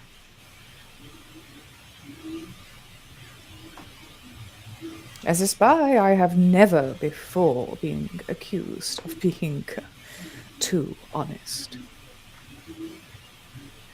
But, very well, Cecina. I give you my word.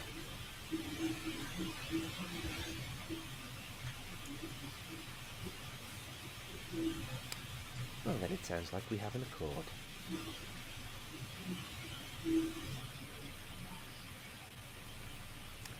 And don't go too hard on Erebus.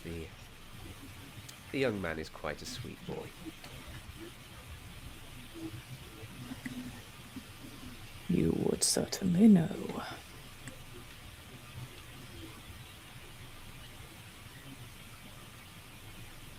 Can I unlock Cecina? You can. Yeah. So yeah, you unlock the. What you got there, Fran? Yeah, you unlock the doors. The bars swing open. She doesn't make any like move to try and dart out through the opening or anything like that. She seems to very much be keeping up a cooperative facade. I believe this is yours, and I'm going to draw out the dagger that I retrieved from her wound. Indeed, a little basic, but it fit the part. It certainly sufficed, did it not?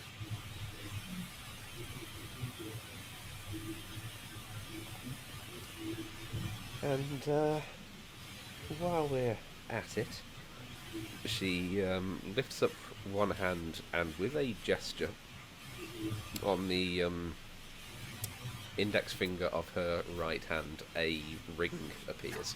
It has it's a sort of gold ring. It's got a small reddish purple gem. Oi! Oh. Sorry, Eskio's trying to steal my dice. It has a small sort of reddish purple gemstone set into it, which is engraved almost in the likeness of a brain. And she slides it off her finger. Captain Turin wished for Sparrow to have this, and she holds it out to you. Truth be told, I'm going to take it. Truth be told, Reverently. I didn't know what Captain Turin's hired arcanist would be capable of, so I decided to make use of it just in case. I did not realise that we had someone within our own ranks who had the ability to, and she sort of taps on her temple a couple of times. I only had enough time to attune to this thing, then perhaps this conversation would have gone quite differently. Yes, but you must be happy to be escaping the clutches of Mr. Erebus. As I said, he's quite sweet. You know, he actually thought he was teaching me how to use a crossbow and throw a knife. It's quite adorable. Well, Jacina, I wish you well, and perhaps we'll even meet again. Well, if you're ever in the vicinity of... I know I wrote it down in my notes.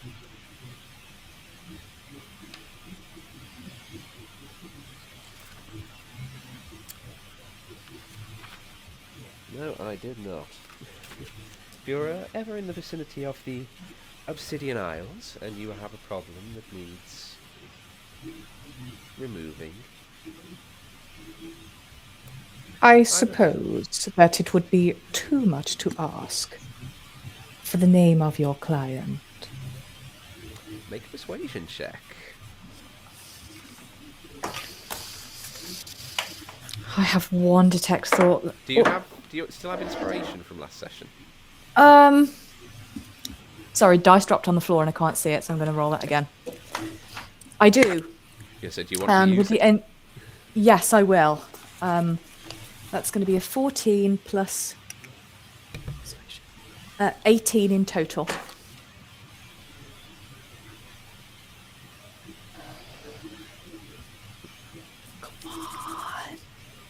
Come on, Cecina, please. I was hired through an intermediary. I do make the policy of knowing my employer, so I traced this intermediary back to a dwarf by the name of Aldrich Larson. He is a housecarl in the service of House Shanlaran of Iridica. I believe he is in fact second in command of their house guard. So a man who has made quite well for himself.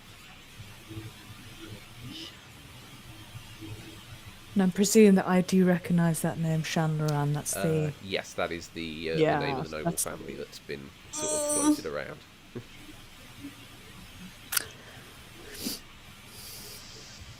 You have been most helpful. And you have been most gracious. Farewell, Cecina. I hope we meet again, but not in the circumstances of a client hiring you for my life. Indeed.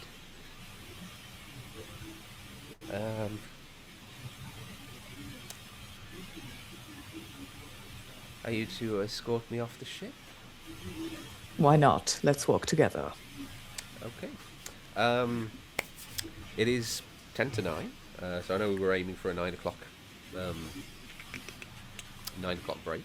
So this seems to be a good time that we'll stop for a 15-minute break now, and then this way when we come back, everyone can come back to the table together, because this is probably about the time it would have taken for Sparrow to finish her little thing. So Amazing. So yeah, we're going to take a quick break, stretch our legs, use the bathroom, and we'll be back in 15. So don't go anywhere, gang.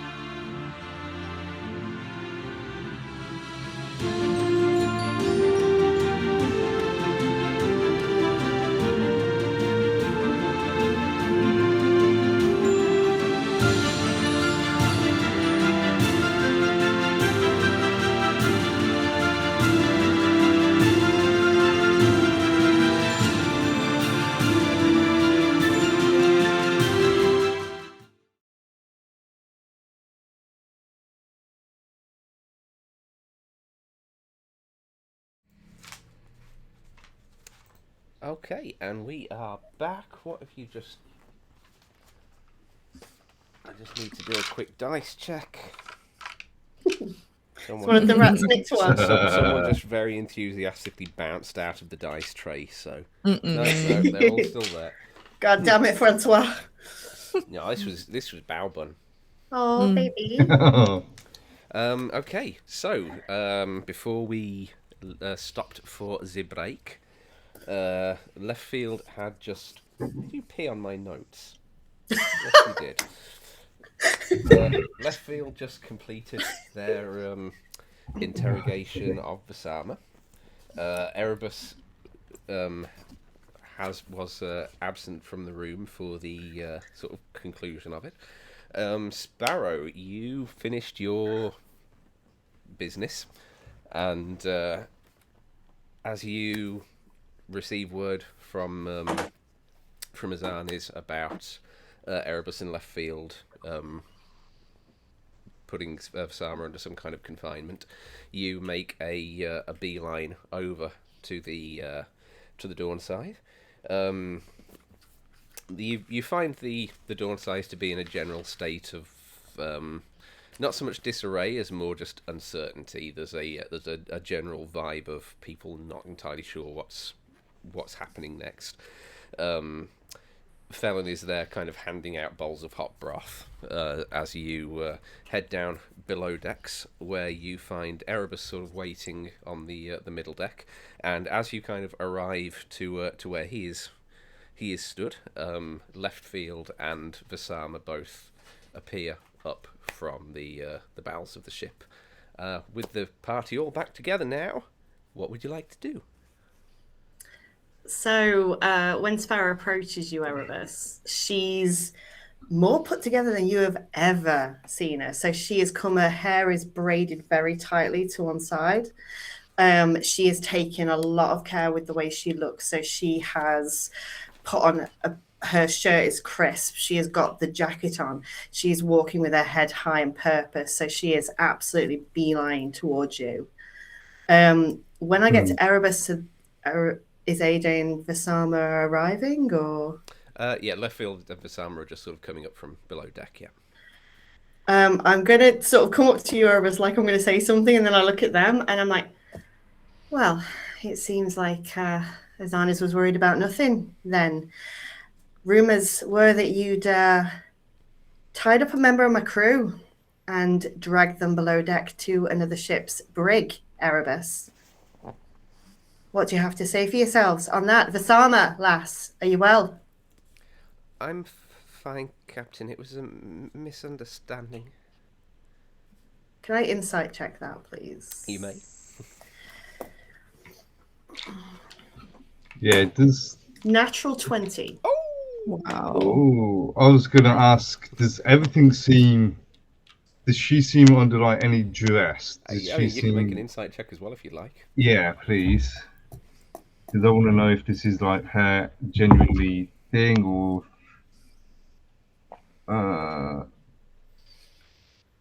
22. Oof.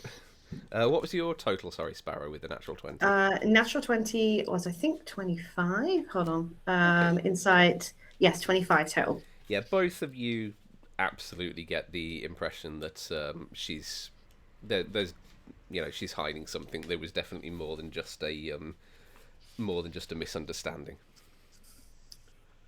I'm going to bodily just go towards Vasama and like check Leftfield out on my way, and I'm literally going to be looking her over. I'm just going to grab her by the shoulder and I'm like, are you sure? And I'm like looking her over, and I'm looking for the wounds that she had, but I'm looking for more wounds. Looking her over, you don't see any additional wounds. Where the initial sort of knife wound was, there's obviously still sort of like the dried blood on the shirt, but beneath that the skin seems to have been kind of completely healed up. I look to Leftfield. I'm like, is there anything I need to know while she's here, or can I send her to the ship to be checked over by Azanis? I'm going to just sort of quietly smile at Vasama. I believe that returning to the Endeavour is something that we should do, Captain. With haste. All of us. I will look at Vasama then. Leftfield, if there is something you want to be telling me about my crew, now is the time. I am not in a patient mood. And the two of you, and I will look at Erebus and Leftfield at this point, the two of you did something without authorization, something very serious. Now, Vasama lass, am I under the impression that you were bodily taken from a place of injury, brought to a brig that criminals are normally placed in, and interrogated by these two? Be honest, lass. I mean, that's not strictly inaccurate, but it's fine. They It is not fine. It is not fine, lass. I agree. We're returning to the ship. What I'll do with the two of you will very much depend on what you tell me next. But I feel like perhaps that is a conversation to be had privately in my office. I agree, Captain. Most heartily, in fact. And may I say, you're looking rather... I do not fair. want your opinion on how I look. I do not want either of your opinions on how I act. I want you both to act like members of my crew under my authority. Aye, aye, Captain. Good. I'm glad we understand each other. Now, fucking move it off this ship. They do not need this right now. Vasama lass, stay with me a moment. Off you pop. You'll find Okay. me in your office, Captain. I fully expect to, seeing as that is the order I gave you. Go. And, I give a slight go. bow, an inclination of the head, and I will leave. same. I'm going to wait a moment for them both to be on at least the next level up before I turn back to Vasama. Okay. Now, lass, you seem well, but they have done you wrong. I expected you to be recovering in your bunk. I did not realize, and I apologize, that I did not remain when you needed me to as your captain. I've failed you there. Azanis is waiting to check you over. Is there anything you want to tell me while we're standing here alone? You were alone with my uncle for over an hour. I was told Erebus and Leftfield. It's silly. I went to see Leon because he knows Erebus quite well, and I was looking for some insight before our date this evening. Then I'm sorry you were caught up in whatever happened. I'm not going to hold you anymore to this. You've been interrogated enough, clearly. Come on, lass. Let's get you something hot to drink and infirmary or your bunk. Whatever suits you. Thank you, Captain. You've been interrogated enough. Come on, lass. Is there a formal complaint you'd like to make against either of them, by the way? No, it's not necessary. I don't want anyone getting in trouble. They're already in trouble. I'm just wondering if you have anything specific to add. Stop smiling, guy. They thought they were doing the right thing. Aye, a lot of us have felt like that today. Come on, back home. get you rested. And I'm going to lead her, and I'm going to offer her my arm as well, just to... She will take it. All right. I appreciate that my uncle's final hours was talking to someone like you. He needed a bit of kindness. He needed a bit of innocence in his life. Thank you, Captain. I gotta stop looking at AJ. All right, I take her by the arm, and yeah, I'm going to escort her off the ship. So, Felon's delivering the food as I ordered. Okay. Okay. So yeah, I will. I don't know where Azani's was when I left. She didn't follow me over, so I'm going to. No. I'm going to drop Basama off at the infirmary then. Okay, yeah, you head in. Yeah, Azani's is in there. Yeah, you leave Vasama with her. Can I seek out Rahija? Yeah, Rahija is probably like very close to. She rarely strays far from the helm, so yeah, she's easy enough to track down. I'm assuming she's seen these two go past. Yes, yeah. Captain. Rahija, I'm resuming captaincy as of this moment. I have 2 crew members who are going to be disciplined. I assume they went into my cabin. If you're referring to Erebuson's Leftfield, then that is correct. Excellent. My orders are as stands. See to it that no one aboard the Dawn Scythe is doing their dailies. I would like us to take on those burdens as much as we can today. If Navareth needs any help arranging the memorial for my uncle, let me know. You can disturb me at any time. If you hear loud noises, if you hear screaming, if you hear any kind of argument from below, maybe don't disturb me then. But it might be worth putting a brig in. Maybe talk to Lexi about it. I will be confining the 2 of them for the duration of our next voyage to Fata Morgana. I will discuss the details with you later. We will be leaving as soon as all crew have come to the ship. Is there any sign of my brother or Marin? I've not seen Marin return yet. No.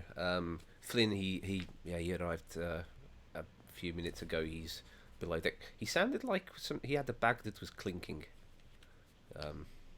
I bet. He doesn't know. Weirdly, he also had 2 bags of flour. He said it was something for Erebus. Oh, what the fuck? Okay. Visama is with Azan is in the infirmary with Flynn. If he makes inquiries, don't lie to him. But I'd like to break the news myself, if possible. Okay, he didn't seem any of the wiser when he got back, so I assumed it was something to sort of keep in the family. Right, well, let's go see to these 2 fuckers then, shall we? I have got some interesting questions and they better have some fucking answers. So I'm going to go and open the door to my cabin. Okay. And I am not going to look at either of them to begin with. I am going to just go and sit in my chair with my arms crossed, and I'm just going to look at the 2 of you. Well, report to me and convince me why you both should remain on this ship. Please. And I'm going to pour myself a drink and just sit. Leftfield suspected Vasama of actually being the assassin that killed Leon. Why so? Because What proof do you have? She was always suspicious of everyone, and I had no evidence to support otherwise at the time, or even now. There must have been something to make you decide that she was a guilty party in this. Now, I saw that scene. She was very much hurt. Mm-hmm. So what makes her not a victim, but a suspect? This better be good. Well, I will let Leftfield answer that, considering it was Leftfield that convinced me to take Osama to the brig. She convinced. Let's back up for that a moment. The lass you were sleeping with, the lass I assumed you had feelings for, Agent Leftfield here gave you a reason to take that injured, traumatized lass into a dark brig. I've seen that brig. It is not pleasant. And interrogate her without the authority of your captain or your first mate.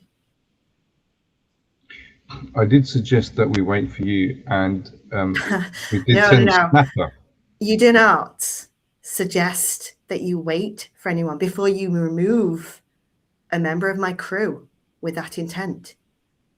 You seek permission from the captain or the first mate with a fucking good reason. Agent Leftfield, care to weigh in? Is there a window of the captain's cabin that faces out onto the deck? There's a window in the door which is sort of frosted glass, so it doesn't. It's like you can't see through it clearly, but there is sort of the rough shapes, outlines of things out there. I go to the door and I'm going to latch it, locking it. But these movements are measured and deliberate. And an observant person could probably gather that Leftfield is purchasing a little time for themselves before answering properly.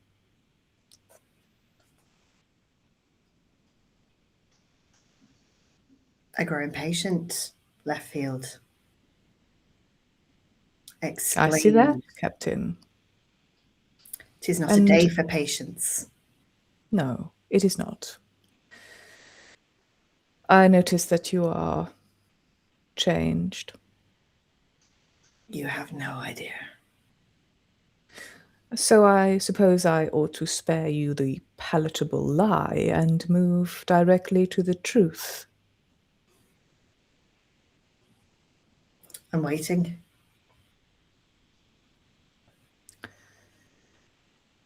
When you say, Mr. Erebus, that I suspected Vasama of being involved in the assassination of Captain Leon, you are not incorrect.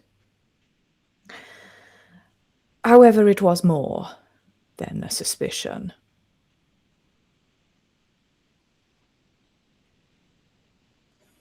It Do you have was evidence? Do I have evidence? I have both evidence and I have intelligence. Are you telling me that I just sent my uncle's murderer for care in our infirmary? I would suspect, Captain, that your uncle's murderer is long gone, but you did send her for care with Azanes. No doubt she has fled the ship already. But before you react, please, Before I react, allow me to explain. Sparrow's hands are on her swords and she stands up from the desk. You think I'm too kind? Perhaps you're right. And I'm going to draw my sword and I'm going to angle it at Leftfield's throat.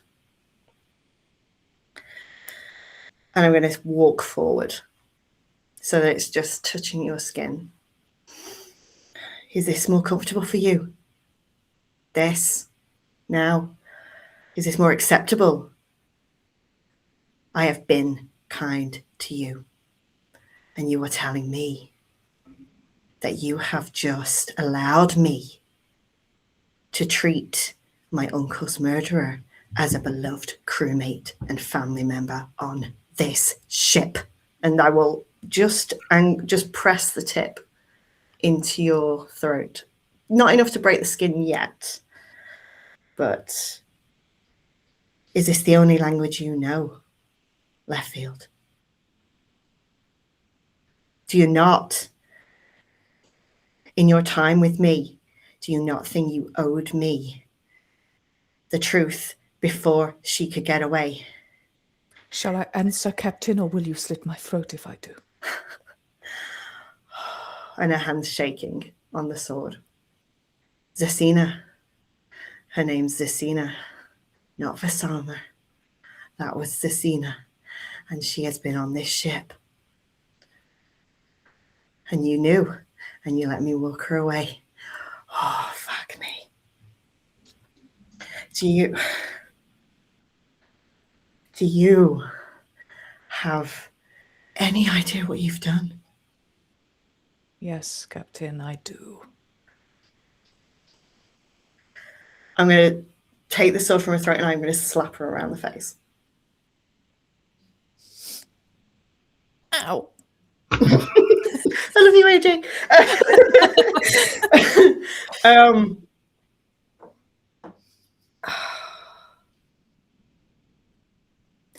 I cringe back from the physical violence. I'm going to... Seeing that, Sparrow does stop. And you can see she's trying so hard to regain some measure of control here. And she is going to resheath her sword and walk back behind the desk.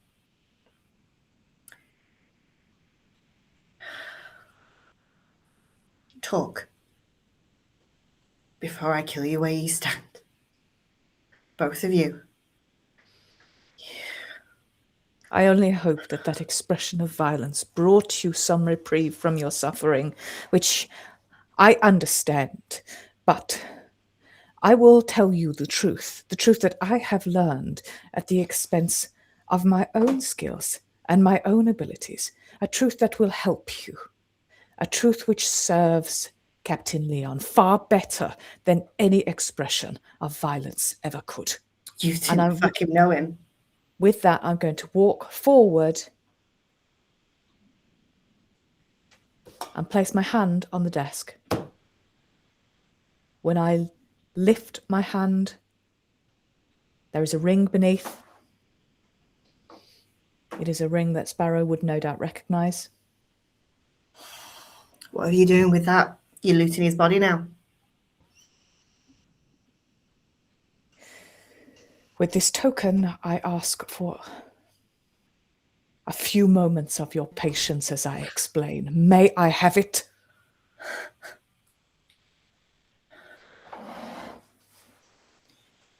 You have moments. This had better be the best fucking speech you ever make in your life, because it could be the fucking last.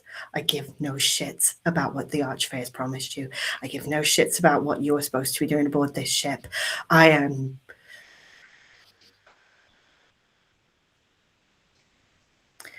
You have my attention. Her name was Zesina Ta'ana. This is a fact that you apparently already know. And she was an assassin, a very professional assassin, one more skilled than you can possibly imagine, one that boarded your ship, yes, in the guise of a young Skyfarer named Vasama. But perhaps it would surprise you to learn that there is more than one life at stake here. You see, there was a real Vasama. Her identity was stolen. Where she is currently, I cannot say, only that I have been promised by Zesina that she will reveal the location of this poor, young, innocent woman who has played no part except to lend her name to an assassin most vile. Now, you may not wish to hear it, but listen to this. Your uncle, Leon, died today at the hands of this assassin. This you know. But he went willingly, accepting that his death relieved the crew of a burden of being chased, of being hunted. I knew that. The assassin's dagger was an act of grace, you might say. And as for you and your reputation, if you had found out moments ago, when Vasama was still available to your clutches, you would have killed her. Am I not correct, Captain? Given how I just reacted to you, I'd say that was a fair assumption, yes. And if you would have killed her, would not your reputation have been permanently besmirched by the death of a member of the Skyfarers Guild? Funnily enough, I was having conversations about piracy today as well. Continue. We're becoming pirates. Erebus.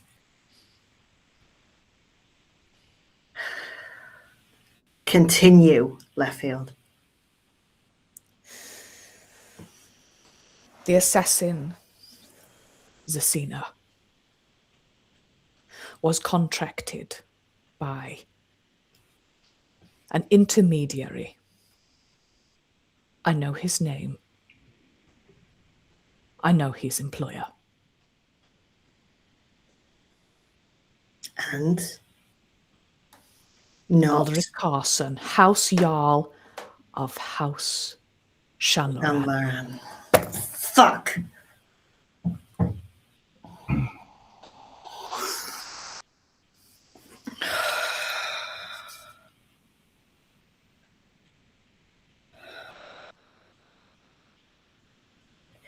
He stepped over willingly in the hands of the assassin. But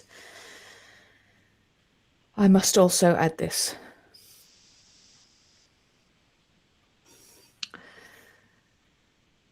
Zasina is a professional, but not completely devoid of ethics. Unlike her rival faction, the Crimson Eclipse. She had an interesting piece of information to tell me, and I would that you would send Erebus out.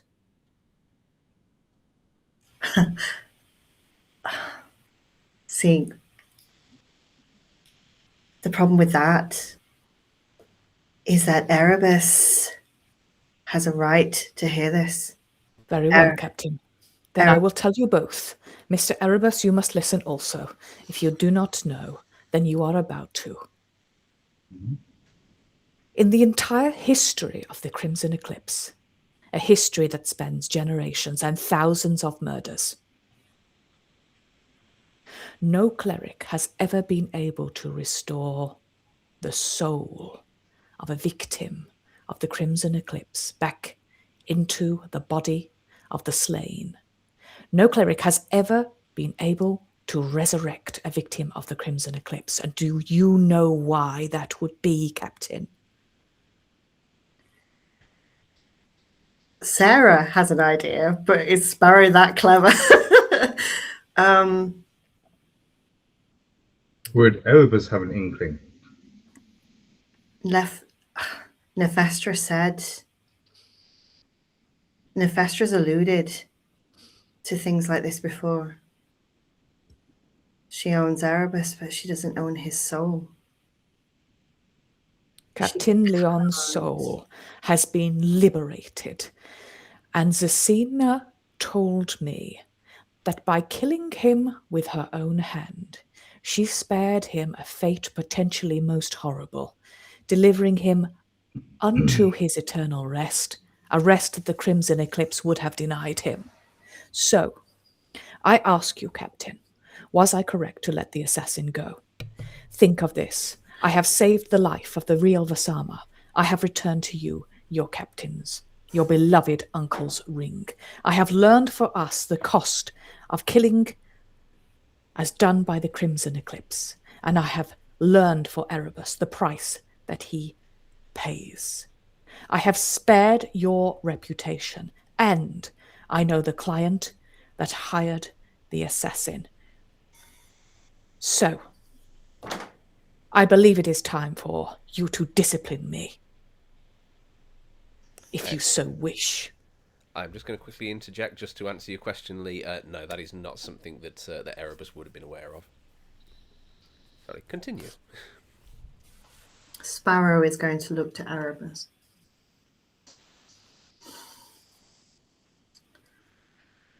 In the Fey realm,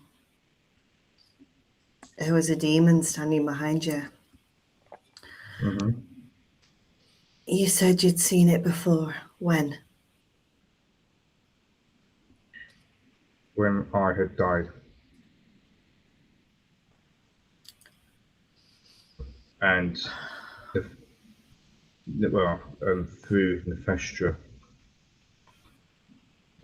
you and Flynn and Tedric brought me back through Nefestra. And But when I was dead, there was something preventing me from crossing, and I think it was that entity. So we just met the Eclipse.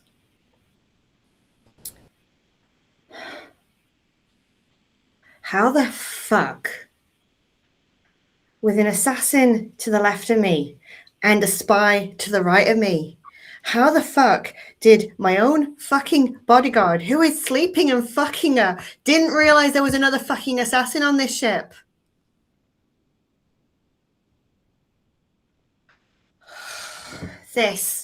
All of this. A captain surrounds themselves with a crew of expertise, someone who can fill in the gaps. How the fuck did this happen on my ship? Regardless of who she fucking saved, regardless of Leon's soul being saved, my uncle is fucking dead. And she was on this ship for months. In your bed, Erebus. And not once did you suspect anything. Will you take no accountability for yourself, Captain? I take accountability for myself. It is ultimately my responsibility. But you and my crew, I am not a doctor. That is why Azanis is on this ship. I am not a cook. That is why Felon is on this ship. I am not a helmswoman. Do you see where I'm going with this? Erebus is head of security and my personal bodyguard. He is an assassin. You are a spy. Both of you have the expertise I do not. Both of you have the experience in the world that I most certainly fucking do not.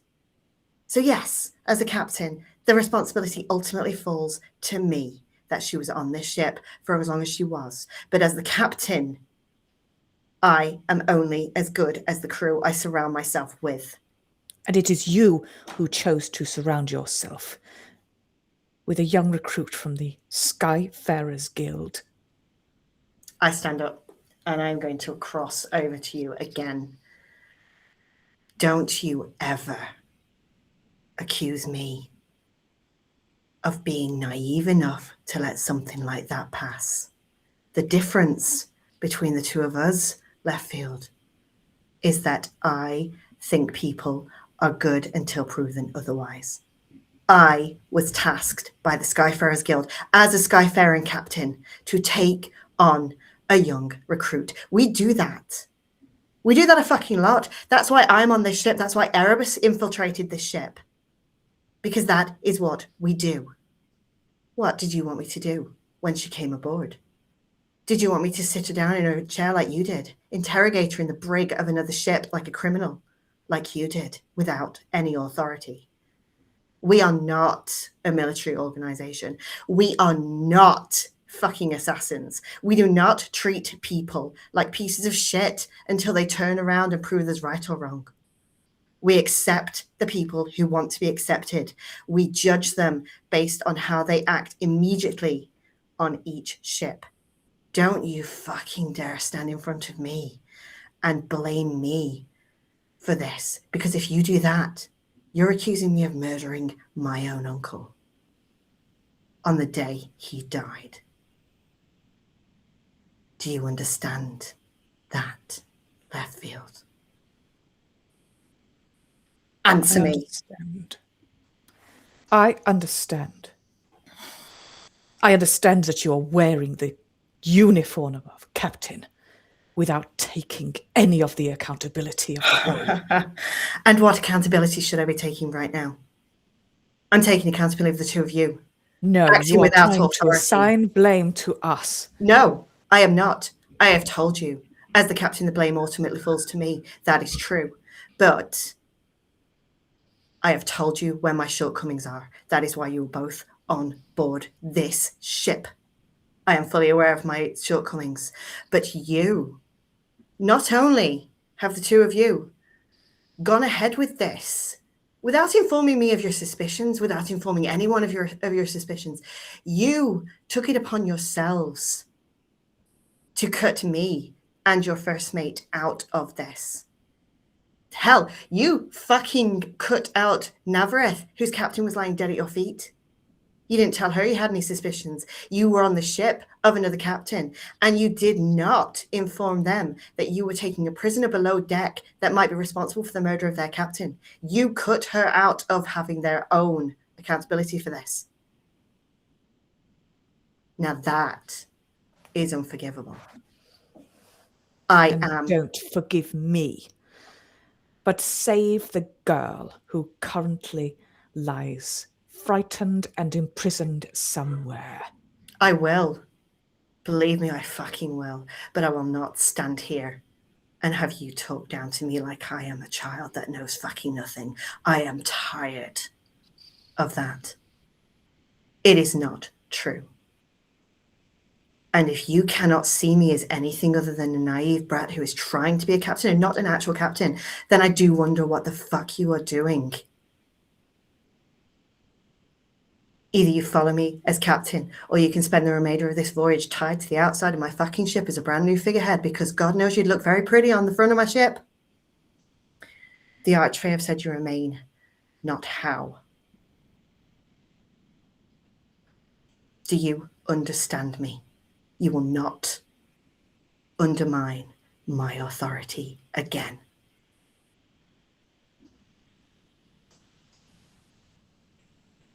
I, as captain, take responsibility. We brought her here. We allowed her to make merry. We allowed her to gain the trust of the Dawnstive crew. And don't you ever fucking think I am not paying the price. Regardless of whether my uncle went willingly, he is gone. You will never know what that means to me.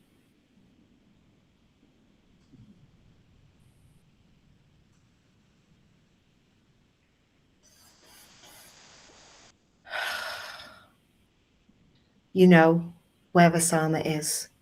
The true Vasama.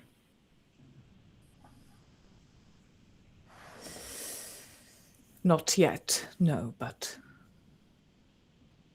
the assassin has made me a promise. Oh, they'll fucking do that.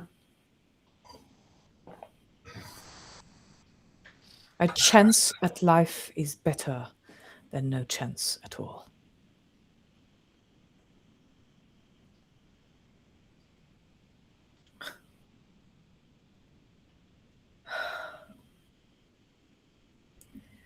I will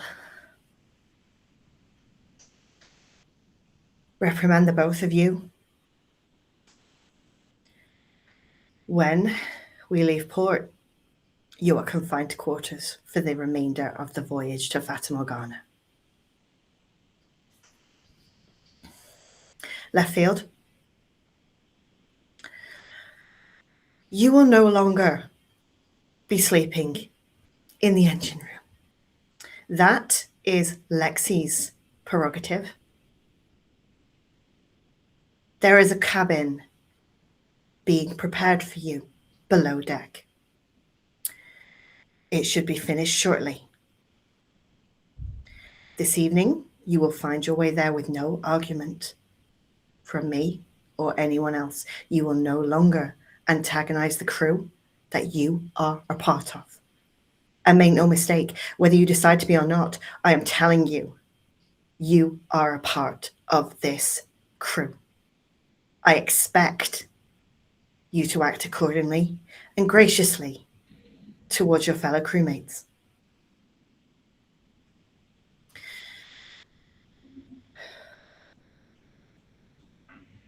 And I apologize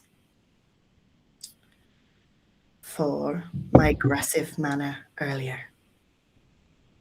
It was unprofessional and unbefitting of us both. I should have awaited permission from you, Captain, but you were gone.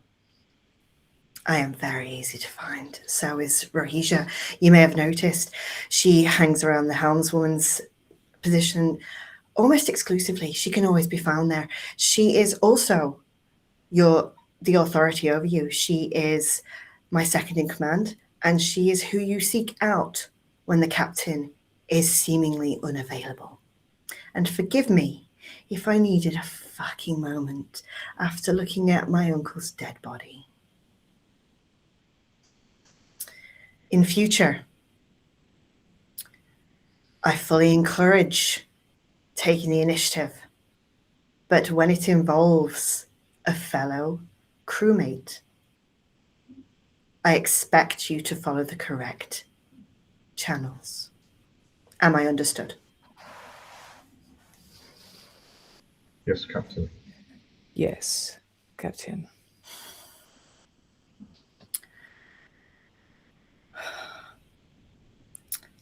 Erebus, Yes, Captain. you've said very little. Your captain is dead, Erebus. It may be cruel to push, but this is the moment you decide whose ship you are on.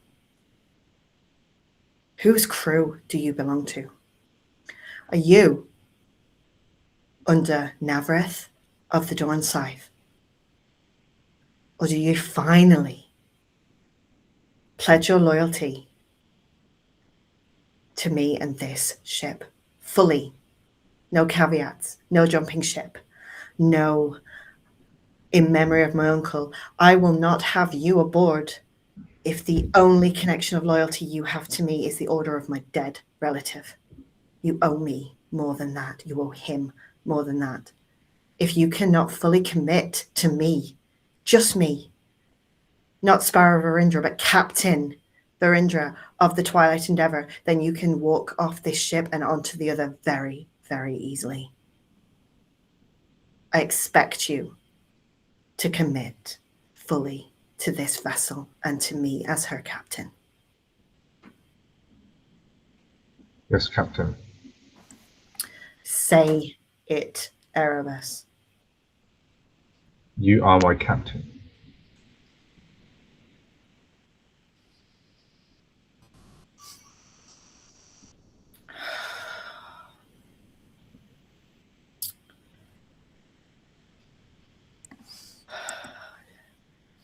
I look at the both of them. What is Leftfield's demeanor right now?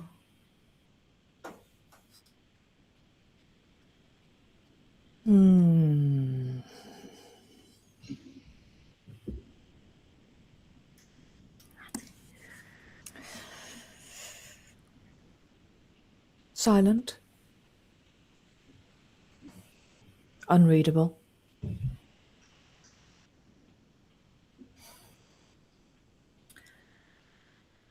I suggest you both go to the infirmary and have yourselves checked over by Azanis. You have been alone with a known assassin. I would like Azanis to check you over for anything that may have altered your way of thinking in her defense.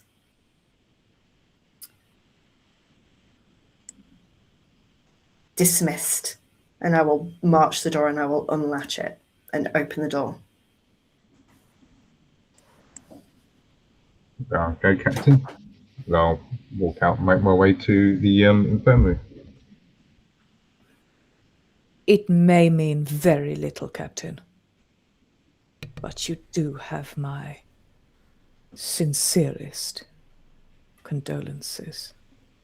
Don't. Leave, please. Now. I do.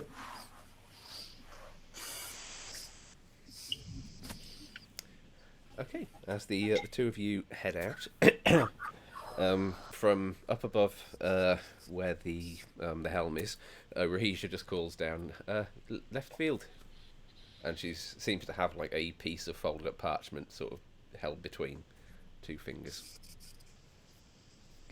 I assume, Mr. Erebus, that will be the address where the real Vasama is being held.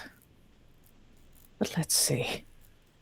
And I'm going to go over, approaching Rahija. Okay, yeah, she reaches out with the parchment. She says, Vasama said she had to go and run some errands. She asked me to give this to you when you came out of the cabin, and yeah, I am just pinging it over to you on discard. What is in that? What is in that note? It seems as though Zesina's word is good. We'll believe it more when we actually retrieve the real Vasama.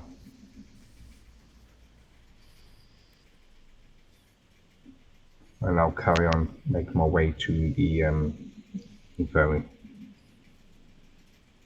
Okay. Yeah, the two of you head over to the infirmary. Azanis gives you both a check over. Yeah, doesn't find anything physically or magically off with either of you. Sparrow, what are you doing? I am calling Rahija into my cabin. Okay. Yep, she. And I will explain everything that has happened. I will reiterate the orders that Leftfield and Erebus officially are not leaving the ship for any personal or any other reason for the time being. They are both confined to the ship itself, and they will be confined to quarters during the voyage. I do...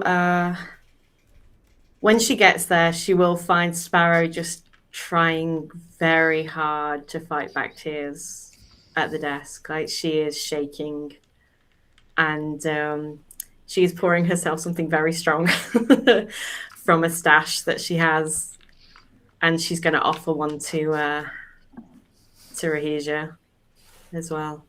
Yeah, Rahija will absolutely take a glass of whatever you're offering.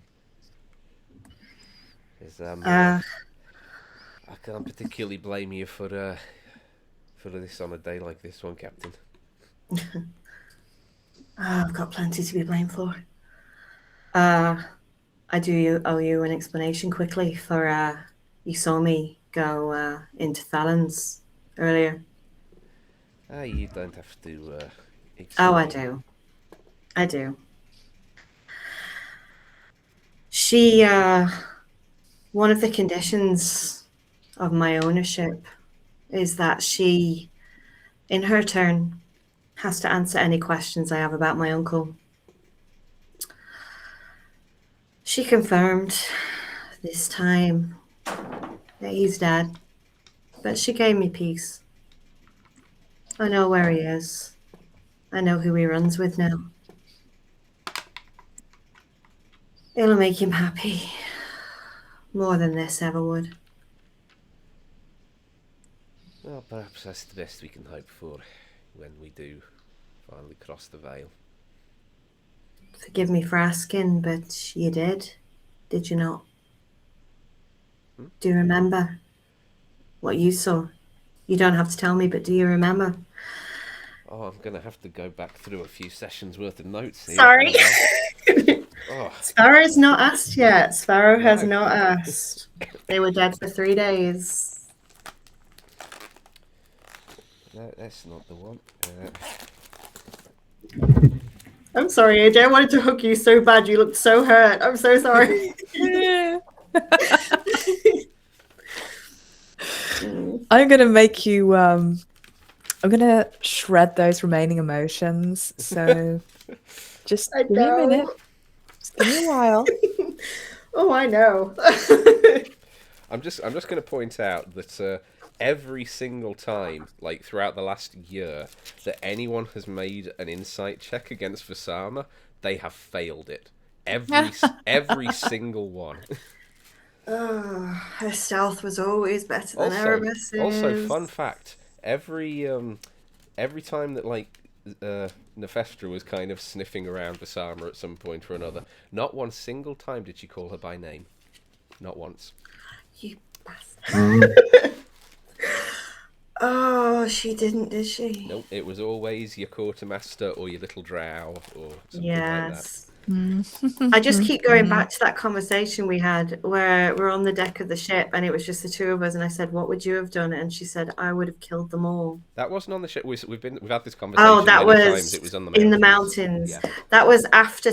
Oh, fuck. It was when you were Sarah escorting. told her everything. It was when you were escorting down two individuals who both had mind reading capabilities. Sparrow told her everything. Sparrow told her about the coins.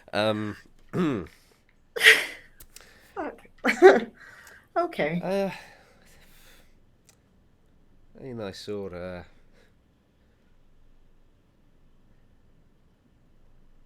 I saw people. No one I particularly recognised. There was a base familiarity somewhere, but I don't know. Family. Maybe. Not any that I ever knew. But did you feel... Was there a peace there? There was a sense of inevitability.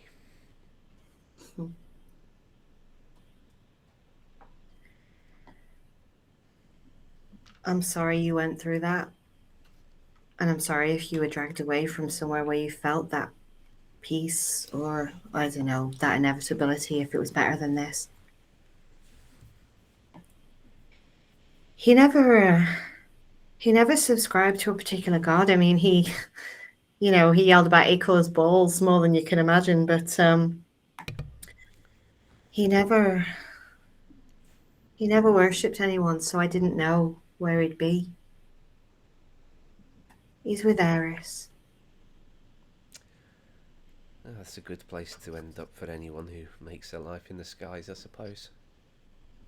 Aye. Now I just have to find a way to join him. If I can.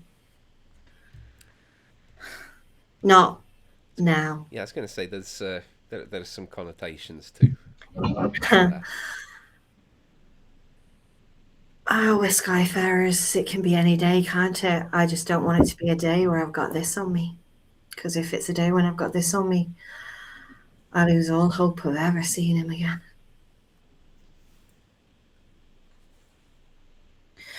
Any objection to me, carving a little bit of a tribute to Eris all over the ship in the hope that she might pluck me out? Yeah, it's your ship. Do you subscribe to anyone? I've never asked. Never seemed important, but I think personally that the gods care very little. Oh, I didn't mean to put my hand up there. My apologies. They don't care, but Yeah, knowing I've never really felt a need to give them any more than a passing thought. I've been thinking way too much about it. I mean, what little I do care, I would certainly throw my lot in with Eris as well. Aye. Are there temples here? Yeah, I'm pretty sure there's a temple district not too far. And there's likely to be one to Eris there, is there not?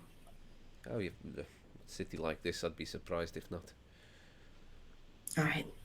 I may be heading out soon. Pay my respects ahead of whatever memorial Navareth decides to throw. Unless you need me here for any particular reason this afternoon. I don't think so. I think Visama set up a few sort of low-paying basic courier contracts. We're picking up some things later this afternoon to ferry over with us. I'm going to explain to her about Visama. Okay. As you kind of finish explaining, there is definitely a sense of anger just kind of brewing under the surface. I pour her another drink and slide it over. I made a deal with the fucking Archfey for her. You did. You did.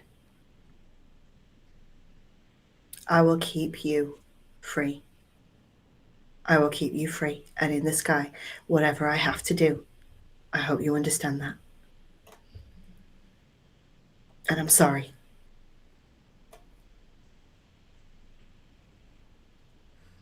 She tricked us all. She took from us.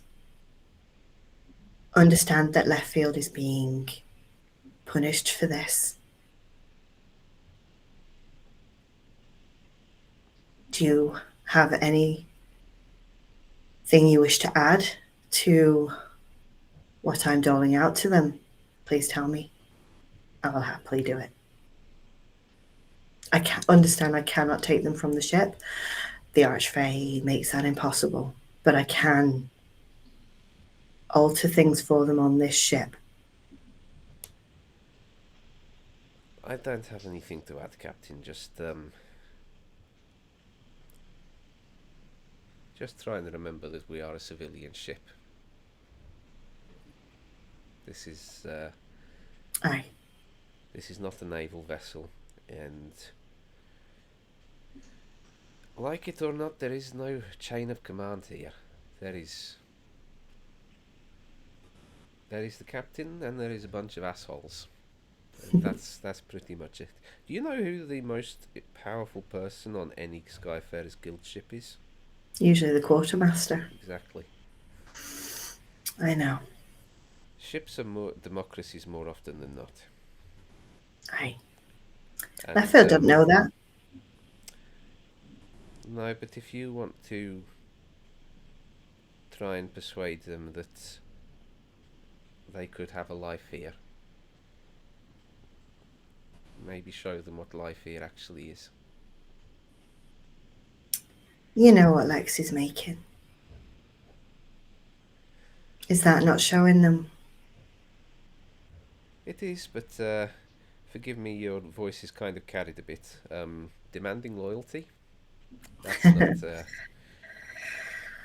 Again, if we were in the Navy, then you get to tell people that they must be loyal to you because you're the captain. On the Skyfarer's guild ship, people become loyal to you for being a good captain. You don't get to demand it. Note how I've never asked you or anyone else on this ship for that. Just them. There's a reason for that. Erebus was here because he was under orders from my uncle. I need to know that he's going to make sure that he is on this ship for the right reasons. And we are about to go into an assassin's den that he is formerly a part of. I need to know that he is committed to doing what needs to be done there. That's the reason why. I don't expect loyalty I haven't earned, but I very much have to treat them the way they expect to be treated. They're both of them wounded beasts in a way. There's a comfort to both of them in authority telling them where to be and what to do. And until you break them of that habit, they do things like dragging people off without the authority of yourself or me. I couldn't let that slide. I do not expect full loyalty I haven't earned. You know me well enough to know that. There'll be a day when they're here and they understand what that is, but you treat Leftfield with kindness and they back away further. You treat them with this, harsh, violent, and they seem to recognize it enough that they suddenly stop and look at you like you're someone worth looking at. They're on this ship because they've been forced to be, and I'm trying to get them to see who we are, what we can be.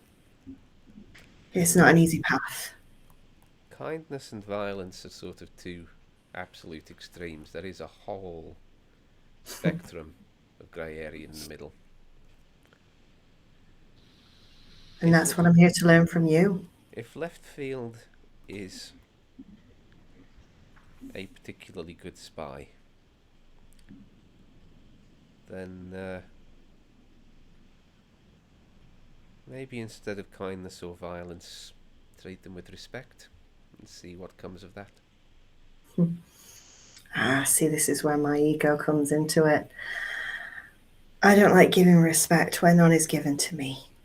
Plus, they killed you in front of me. I have to go the extreme of kindness because with them, that grey area doesn't exist yet. I tread too far into it and I'm like to slip the other direction. So kindness is where I'll stay. For now. Indifference, now that would be interesting. That would be a measure of peace aboard this ship. But I can't risk stepping into that middle. Not yet.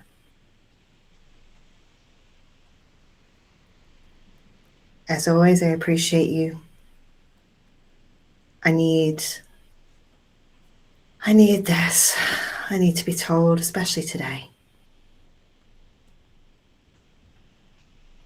My guidance in the world is gone. Who I thought I was supposed to be. Who am I if I don't have him to look up to? We'll find out.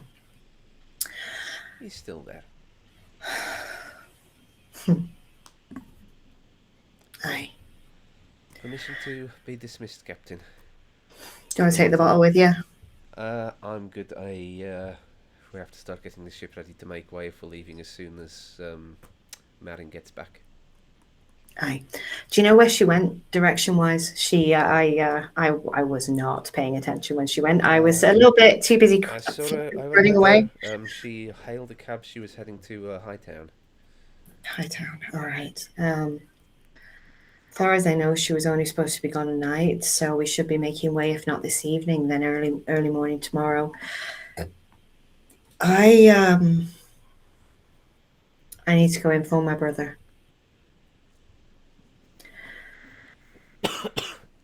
And then I will be leaving the ship to head to the Temple District. If you need me, that is where I'll be. Understood. Thank you, Asia. And she departs.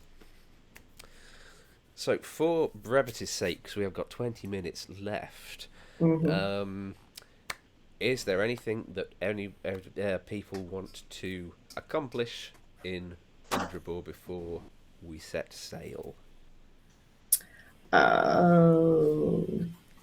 Shopping.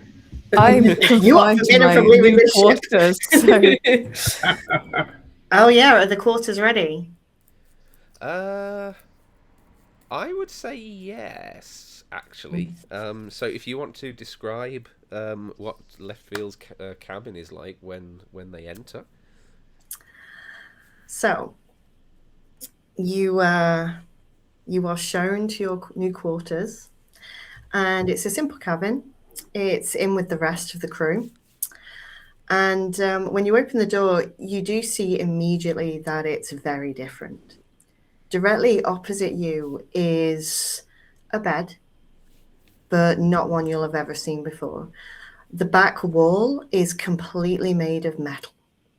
And as you open the door, you will feel that this room is warm, very warm. It's warmer than any other room in this, any other cabin on this ship. In fact, it's probably as warm as the engine room is. And you can see the bed itself is slightly raised up off the floor and it's a metal bed frame attached to the metal wall itself. Beneath it is a small desk. The journal, Sparrow's personal journal, is sitting on that desk waiting for you. And it's a space for you to work in. But when you go in, if you examine the metal wall itself, it's generating heat. And those are your personal quarters, Agent Leftfield.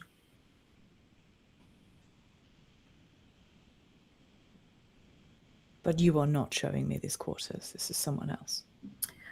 No one is in there with you. You are maybe pointed out at the end of the hall.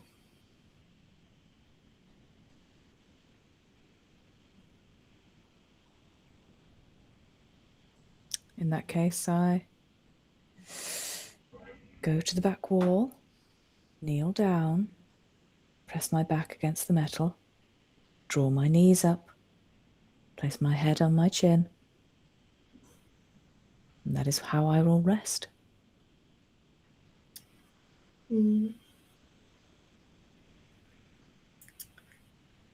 I think Sparrow will talk to Flynn, and then she will go to the Temple District and to the Temple of Eris. Yeah. I mean, in a city of this size, this Temple District, it is one of many. It's like this is the Temple District for this part of Midtown. But even still, there's a brisk trade. There's lots of people kind of coming in and out of all the different varied temples. The Temple of Eris is high, sort of white marble, high arched building with assorted sort of winged motifs going up throughout the front facade. Multiple spires, even though in this kind of unique setting of Indrabor, there is no clear sky up above from Midtown. The spires are kind of still made to reach as far skyward as possible. As you head in, there are sort of hymns echoing throughout the chamber. Alchemical globes lit, casting light down, candles lit. It is a veritable hive of activity. I'm going to go over to where there's the inevitable candles to be lit. And I'm going to do the attempt that I did in Reyesval, and I am going to reach out to a flame, catch it, and try and place it onto an unlit candle. Yep. Yeah, as you do so, the flame just sort of snuffs out as you reach out for the new candle. Even now, Nefestra. Could you make an intelligence check for me, please? Ooh, she is very smart today, folks. She should have some grief more often. That is 18. 18. It occurs to you that you've only tried to light candles through magical means. You've not tried just using one of the reeds that are available for public lighting.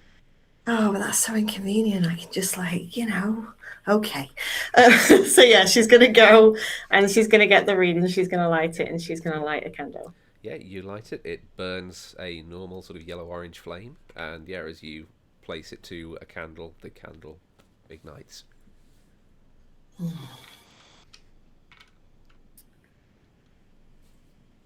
She's gonna just nod and just say, look after him. And help me find a way to join him when my time comes. If I can. I'd like to fly the Expanse with him. Be a member of his crew for once. I think that would make me happy. And then she's gonna look for a cleric and just sort of say, is there a strange request? Is there a Temple of Sunder here? Yeah, you flag down a human man. Looks like he's probably in his late 60s, dressed in sort of the vestments of a priest of Eris.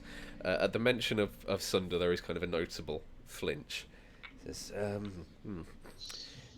yes, it's on the Miragewood side of town. So far away from these?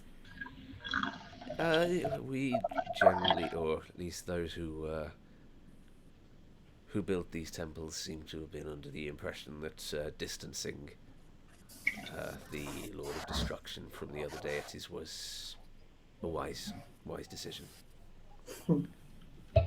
Seems to me if you're trying not to anger the Lord of Destruction, you do not single them out. And I'm going to turn and I'm going to head in that direction. Okay. Yeah, you get directions. It kind of winds you a little ways across town to a very isolated black onyx building. Not as big as and as grand as the temples in the rest of the temple district. This not particularly ornamental, very utilitarian almost. There's a little bit of foot traffic going in and out, but not very much. There's a few people sort of stood at a distance, almost with the air of people who are not sure whether they should approach and go in or not. But yeah, you head in. There's only a couple of individuals in there. There's one of the priests is sort of stood at an altar, shrouded in a sort of heavy black robe. There's a few sort of black candles scattered around, 2 or 3 of them lit, but it's very much less active than the Temple of Eris.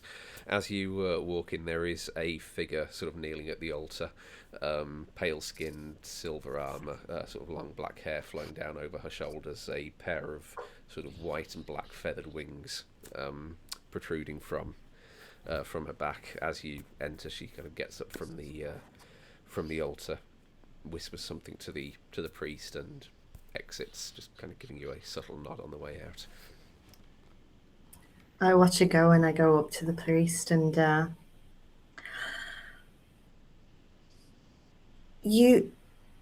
why do we believe it was Sunder who caused the sundering? Can you answer me that? Yeah, the individual you speak to is an elven man. Looks like he's quite young, probably in his like late 20s. Light brown skin, shaven head, clean shaven face. He has a couple of sort of runic tattoos going down his sort of temple and cheeks. He says, "Well, it's just known." Is it? What if you're wrong?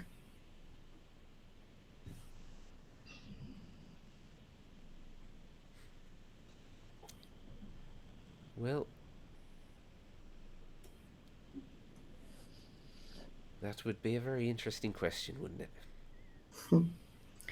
Is there any mention of Fae being involved with him?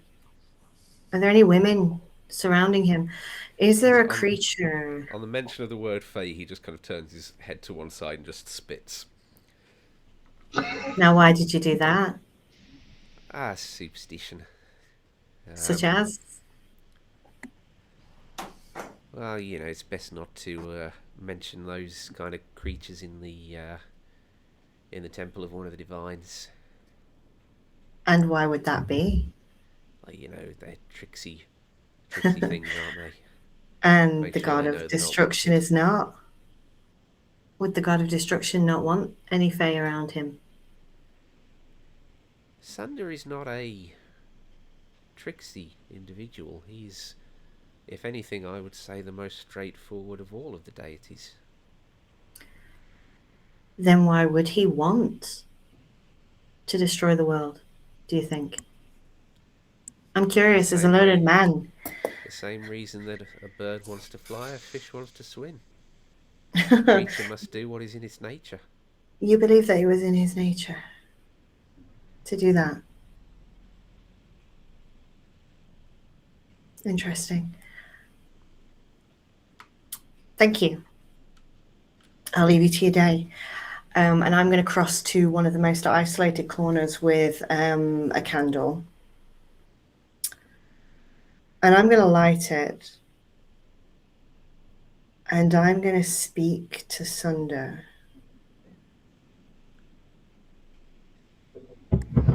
I've beseeched you once before, and I got no response. I do not expect any now.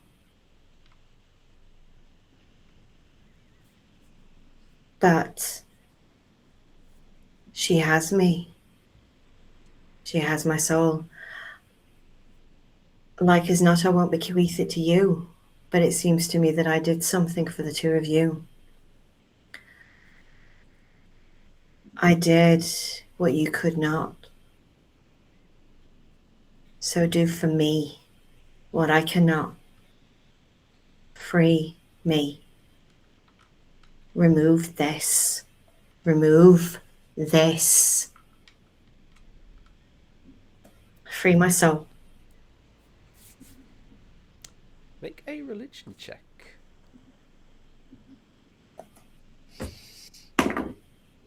Fuck you, Frodo.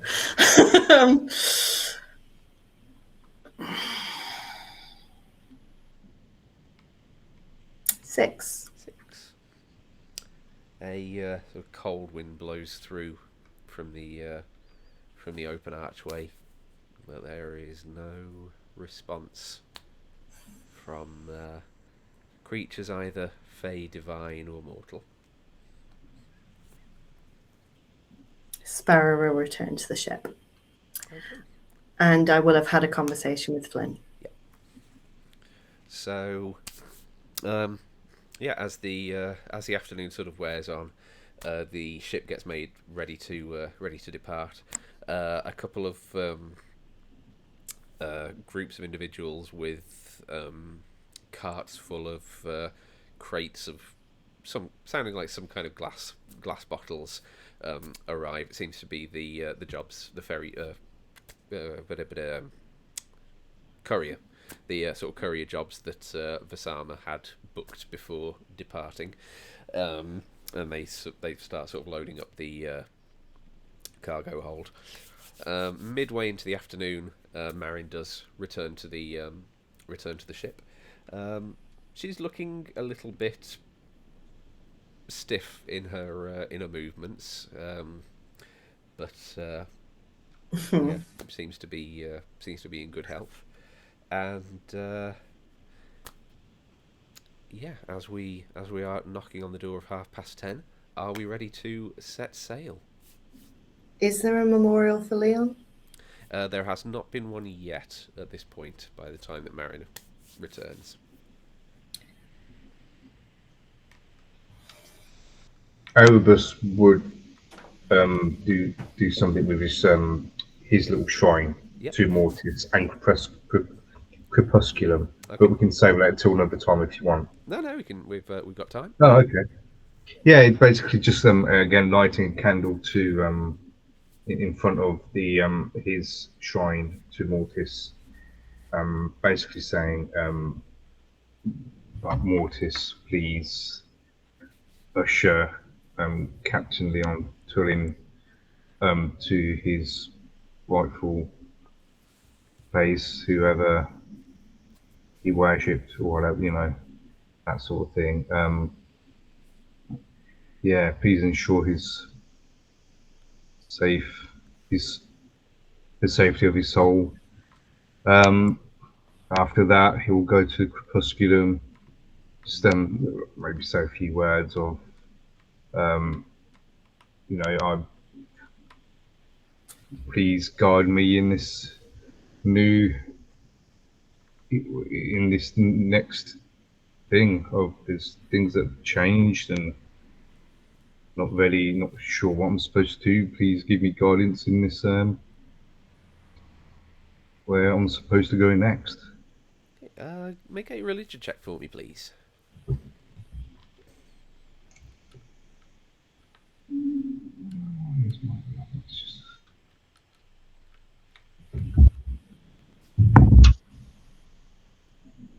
Oh, that's a 5. 5. You don't particularly feel any sort of presence of either of your chosen deities with you at the time, but there is always a comfort to be drawn from, you know, any kind of prayer in anyone else's name. So yeah, I think after that he'll just go up into where he usually sleeps, and he'll just kind of meditate and reflect on everything that's happened there. okay. So very quickly before the Endeavour sets sail, Sparrow, you will get a visit from Navarith.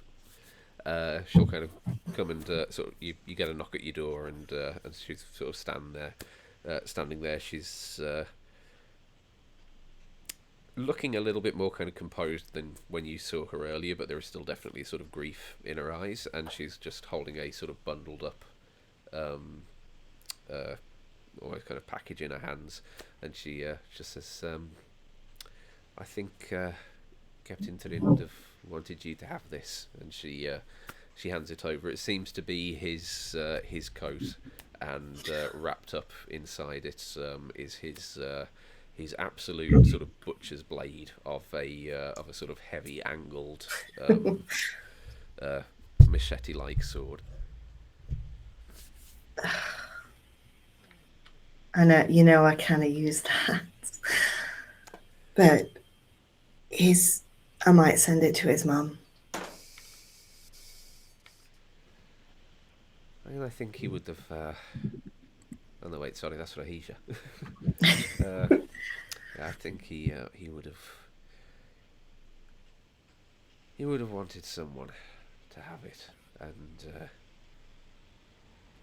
Yeah. I think you would have appreciated it more than any one of us. What will you do with him? The abyss? No, we'll. Orion's going to take us to the highest island we can find. There, we'll hold a cremation. He can become part of the skies. Thank you. I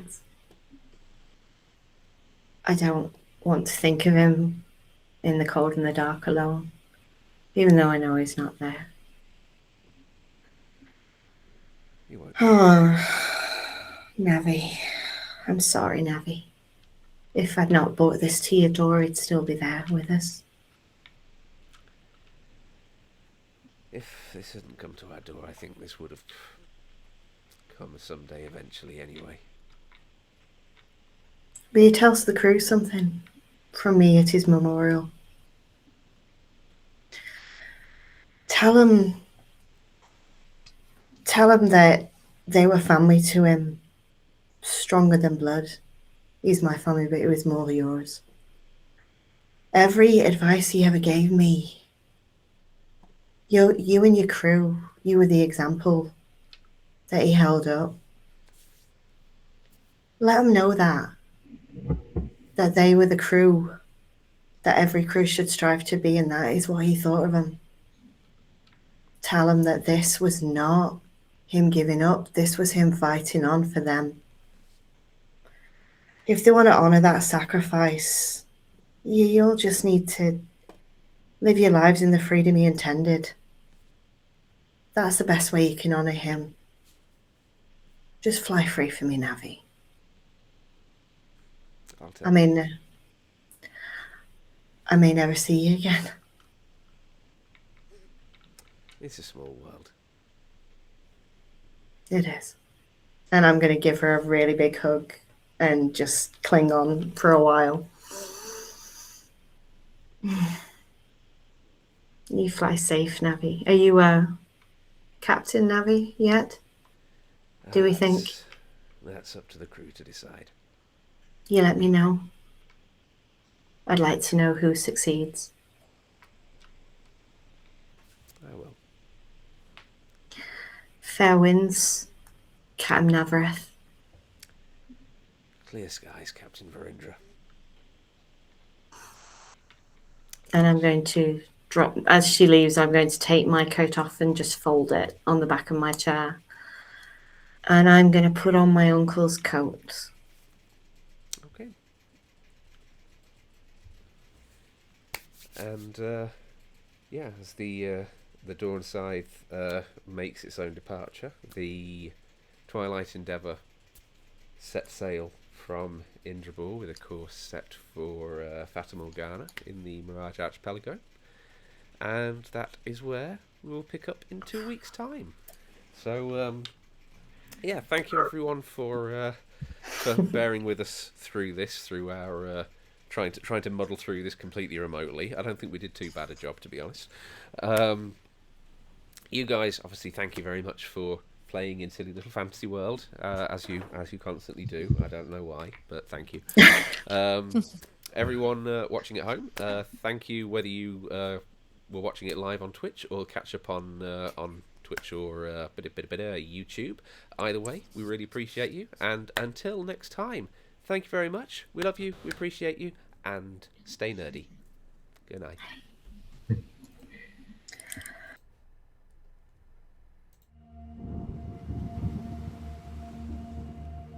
So Elysium is lost, but Iridica is born. We're the ones who lived, we weathered the storm. The fire left the skies, and the world it is dark. But I am still free to follow my heart. Water and air, the sea and the sand. You cannot confine me to one single land. Give me a ship with a crew that is true, and I'll show you the world, the skies wait for you. Over